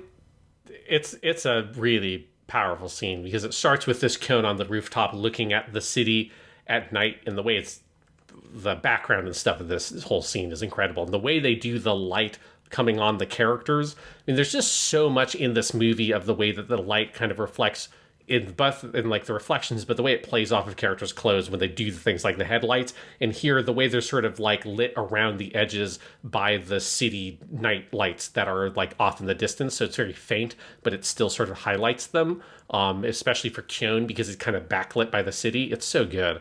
But you have this whole long conversation. I love the way they stage the conversation, or they kind of block it out, where Kyon walks past her and they start talking with their backs turned to each other. And then at a certain point, they turn to look at each other. And when that happens is where you get this moment where you're kind of looking in on Yuki's face. She's looking down at the ground. Then you hear Kyon say the word Yuki. And this is one of those places where translation becomes impossible, because there is an ambiguous statement being said there, because Kyon has always referred to her as Nagato, right? That's the way he has always called her. Her given name, obviously, is Yuki. the word Yuki in Japanese can also mean snow. And Sugita, the voice actor, is definitely intentionally saying it in a way for it to be ambiguous. The intonation, you can't tell which is he referring to. Is he calling her by her given name to express like this deeper level of intimacy and familiarity, or is he referring to the snow that is starting to fall? And obviously, I think the ambiguity is like you're meant to feel like he's saying both of those things. That's expressing both of those. And then she looks up as the first snowflake starts to fall. And then I love you have a shot of him. Then it cuts to Kyon. You see him looking up at the sky. And you have the sign of the hospital in the background that is what is lighting them now. So you have this very soft blue light around the characters. And you get Nagato is looking up at him. A snowflake drops down and she averts her gaze to look down at the snowflake as it falls. And then she looks back up past him up into the sky as well. And then she holds her hands up to feel to kind of catch the snowflakes as they fall. And this is where you get a pose and a shot that this is in the opening theme for season 1. In Boken Desho Desho, the opening theme for season 1, there's a shot of Yuki standing there with her hands outstretched as snowflakes fall around. From what I understand, looking things up, that is actually from one of the later short stories, or from one of the other short stories that they didn't adapt, has that as one of the illustrations, and it's not connected to Disappearance. Because from what I understand, in the light novel, this scene doesn't happen on the rooftop, this scene happens in the hospital room, and they moved it to the rooftop to be able to do this whole sequence. And so they've kind of transplanted that image that they really liked that they put into the season 1 opening and then used it here. And it's so good the way it's sort of like, I mean, one, it's just a beautiful image anyways, right? Having this kind of like robot girl, or this kind of alien robot girl that, you know, obviously it doesn't express emotion on the outside, but we, especially at this point, understand very intimately how deeply she feels on the inside, but also how like lonely she has been. Her standing there in the snow, which has the same name as her, and her catching the snowflakes. It's just such a beautiful, potent image. And I think, you know, obviously it was an image they loved so much that even though it had no spot in season 1, they put it in the opening animation for season 1. And then it makes such a perfect bookend to put it here that transitions into the conversation you were talking about, where Kyon gets on his knees almost like he's proposing to her and tells her that like he will fight for her no matter what, that he and Haruhi, if the fucking information entity tries to do anything, they will erase the entire fucking universe to protect her because she's their friend. Like it is a perfect scene. It is a perfect scene. It is, again, that word I kept coming back to, tender. It is if you opened up tender in a film dictionary, it should just be this scene, because it is him on his knees. It is that moment at the end where he dusts the snow off her head, and she puts the hood up from her jacket, or he gives her his jacket and she puts the hood on. All of that. It is beautiful. I love how he is also talking so confidently about him and Haruhi at this point, like a unit. Like, yes, I have no doubt she will go with me on this. Like, like all of that. And we believe it too, because it is true at this point, you know? And if Haruhi was allowed to know all the things Kyon knew, you know she would be up on the rooftop saying the same thing. And yes. I think that trust that they all have, where Haruhi is also kind of in this scene, even though she isn't there, is part of what makes it beautiful. And then, yeah, everything you're talking about, the way they do lighting, this is one of the best lit scenes in the history of animation. It's just because you do have the two sides of the lighting. You have the city away from the building that is very orange and amber, and you have the light of the hospital sign that is very blue, and they are so good about being on both sides of that line and making it dynamic. God, it's so fucking beautiful, Sean. I can't even. Yeah. Because this is where some of the narration Kyon has here, after she puts the jacket on, he looks up at the sky and he like clenches his fist because he's thinking about like, he's wondering like, why did the information entity make her like this, right? Like it could have done anything with her, because we saw Asakura Ryoko, she is the same kind of entity as Nagato, but she was able to integrate into the classroom and make friends and all that kind of stuff. Obviously, she also turned into like a psychopathic murderer, but she could communicate with people normally. And Nagato can't do that, right? And this is where, like, you know, when you're reading the character, there's like a broader kind of metaphorical element of Nagato, as with a lot of these characters, where you can very much read them as being like on like an autism spectrum or something in that sort of vein of some sort of like personality disorder or something like that, where she has a real difficulty in expressing herself and expressing her emotions and integrating in social situations. And he's wondering like, why, if you could have done anything, like why give her this difficulty, making it so fucking hard for her to do this? And there's a cruelty to what the information entity has done, and one of his answers is like, is it because it makes her more interesting for Haruhi, that it makes her like bait for Haruhi to want to grab onto because she's different than other people? But it just sort of like, he marshals that as like a reason to fight for her even more, that because it is hard for her to connect with people and express herself in that way, that she needs to be even more in her corner. And that's where you get the moment that makes me tear up the most, because this is a thread that connects to the midpoint of the movie.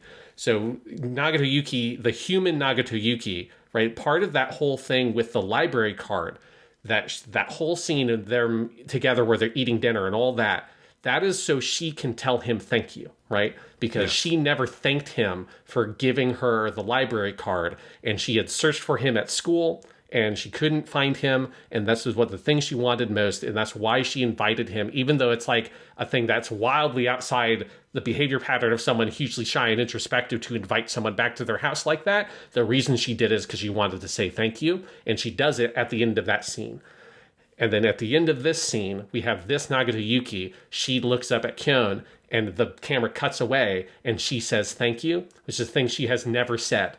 And that's just like, and it's like, that's the thing, right? That's one of the reasons why she bugged out, right? Is both she couldn't deal with, I think, the stress and the madness of what Haruhi was doing, but also she didn't know how to express what she had inside her towards Kyon. She didn't know how to say thank you to him for all the things he has done for her, and that is what she needed to be able to do, for me, from my perspective, like to get over this and to resolve this. From her perspective, this is what she needed to be able to express, and her inability to express is what created this other world where she created a version of herself that could do that. And now she has finally managed to say it on her own, and it's such a like quiet but really powerful moment. Yes. And as you kind of intimated earlier, Sean, this is also, if you pull the sci-fi out of it, this is just a phenomenal story about someone connecting with someone who is neurodivergent and has trouble connecting. And the question of why did you make her like this? Like, it's almost like questioning God. It's like, you know, this seems cruel, but then also pushing past that and going, well, fuck it. It doesn't matter. It doesn't affect our ability to love this person or to show them that or to help do everything in our power to make them feel accepted. And on that level, of course, it is sublime. And then we finish the movie with, basically a daily life montage. The big, like swelling orchestral version of the SOS theme that now that is sort of like synth driven in the original, 2006 version, now is fully instrumented and feels like you can hear it in the symphony hall being performed. And it is big as we finish the story and we have Kyon go to the classroom and think about how he wants to taste the nabe, the hot pot, so much, and he wants to have the Christmas party that he can push off doing the time travel shit. He'll do that later. He looks at the camera almost like he's saying goodbye, almost like the show is saying goodbye, and then the final shot is him as he starts to open the door. We cut to black. Yes. It's an incredible ending. One little detail in this ending. So one thing we learned is that apparently while Kyon was in the hospital, he was volunteered to play the reindeer in whatever show they're going to put on for the kids. And then when in the montage, Haruhi is writing a script that is called basically like Christmas mid-air battle, Santa versus the reindeer. And it's like, I'm so upset that they didn't make like an OVA that is just like how we had the movie that's like the whole episode is just the home movie. Like I want a whole episode that is just this play that is the Christmas epic mid-air battle, Santa versus the reindeer, which is like, it's basically like the title of an episode of Ultraman or something. Yes. I so desperately want to see that. So I do love, there's one just incredible piece of comic relief there in that editing. But Kyon looking at the camera and it cutting as he opens the door to go into the SOS Brigade room is fantastic. I don't think that's subtitled in the Funimation release I have, and it's criminal. They did it because I can read it. It's just katakana. But like, if you don't read katakana, it's too bad because it's fucking great. Santa versus the reindeer. And then we do have a post-credits tag. And I just wanted to hear your interpretation on this because you've seen this more times. Yes, so the post-credits tag, right, it's a shot of Yuki in the library, and she's sitting there, and she looks up, and there's a little boy and little girl that are there. The boy is helping the girl get a library card, and so they run off, and then you get a close-up on Yuki as she looks down, she picks up her book, she holds the book over her mouth, and it zooms out, and then it cuts to black, and her holding it over her mouth is like, symbolically she is smiling there, right? Like she's looking at this echo of this experience she had that we now kind of understand is this sort of huge moment in her life, right? And I think it's something I love about this movie is how it kind of recontextualizes what is a very quick thing. Like if you go back and watch Melancholy episode 3, which is where that happens, it is a very brief moment because that's that whole episode. Yeah, it's the whole episode where he's going and he talks to all the different people. Like it's the first time he talks to Mikuru and finds out that she's from the future, and they like talk on the riverbank with the sakura blossoms. At the end of that movie, he's sitting outside at the tables with Koizumi, and in the middle of that, it's him and Nagato at the library because this is where Haruhi wants to be with Kyon, but they're drawing straws to see who's in which group, and she can never draw the straw with Kyon, and it's fucking hilarious. And yeah, like she's just standing there reading books. He ends up falling asleep. He wakes up, realizes it's been like 30 minutes past their time to meet up. He tries to drag Yuki out. She's not leaving because she wants to stand there and read the book. He's like, let's just get you a library card. You can just check it out. And he gets the library card for her. So it's like a really quick gag that's like less than a minute long. But I love that here it kind of shows that from her perspective, that was fucking everything, right? Yes. Like him taking the time out to show her how to do that. Because it's like the one thing we know she likes. Well, we know she likes two things. She likes to read and she likes to fucking game, right? Because she loves playing Days of Sagittarius and owning noobs, as Yes. I hear the kids say. And like those are her pastimes, and him doing this little thing of helping her check out that book and get a library card so she can get more books, like that means the world to her. And I think the movie making a big deal out of that and then ending with this little extra epilogue, which by the way, this epilogue was written by Tanigawa. That was one of the things I learned as well. So it's like he's the one who came up with the idea and, wrote the scene. It's not much of a scene, but he came up with like what it was. And it's such a great moment to sort of illustrate everything we're just saying about Yuki's character, right? That she is someone who can't outwardly express the emotions she feels, but her covering her mouth is so suggestive because it's like, yes, she can't express it. She can't make the smile. This Yuki can't make the same smile as the Yuki we saw in the other world, but we as the audience understand that she is smiling because you can't see her mouth. It allows you to read into that. And it's such a kind of beautiful little scene, a beautiful little moment, I think, to really kind of put that final pin on her character here. I think the only way they could make it better is if after she sees the two kids getting their library card, she went back to her book, and then we saw her look up again and see on a different computer some kids playing Fortnite and owning the noobs. And she smiled again. Yeah. Yeah. Not Fortnite. It would be Day of Sagittarius in this world. Yes. Of course. We find out it has spread and become a big hit, but just to give the PC guys a win, because that poor club. Yeah. Those poor guys. Sean, this fucking show. Yeah. Uh-huh. This fucking show. I can't even. So we finished the Clannad part, back part 1 of this season, and I said, man, that might be the best anime I've ever seen. Is there anything else this season, Sean, that's going to live up to it? And you kind of coyly went, Haruhi, maybe. And I now, if you asked me which is better, Clannad or Haruhi, I would say, fuck off. I don't know if I could answer that. I might lean Haruhi, but that might also be recency bias. These are two of the greatest anime I've ever seen. Haruhi is absolutely one of the greatest anime I've ever seen. I think the three biggest pillars of it for me are this movie, The Endless Eight, and Someday in the Rain. Yeah. I think, gun to my head, Someday in the Rain is my favorite individual piece of Haruhi. And then I would put in the pyramid Endless Eight and Disappearance right under that all together. But then there's everything else. And even if Haruhi has a couple more imperfections here and there than something like Clannad basically every episode is great. Haruhi has a couple of down episodes here and there, but not bad ever. But overall, part of it is just there's absolutely nothing else like this. I made the comparison in the season 2 episode that I think Haruhi is to anime what Twin Peaks is to TV, and that should probably let you know everything I need to say about this show if you know me and my love for that. Mm-hmm. So, yeah, this is one of my favorite things I have ever seen and that we have ever covered on this show or any other show we've done, because we've done a lot. Goddamn. Yeah, I mean, I think I talked about this with the season 2 episode, but I now have that thing that I can say when people write in questions to the Weekly Stuff podcast sometimes, where we've, over the years, a couple of times we've gotten the question of like, what's the thing you've watched that, like, rewatched that your opinion has changed on the most over the years? And Haruhi is absolutely going to be that. Even though it's not a thing where I didn't like it, I always really liked it. I mean, obviously I really liked it. It's one of the reasons why I wanted to do a Kyoto podcast.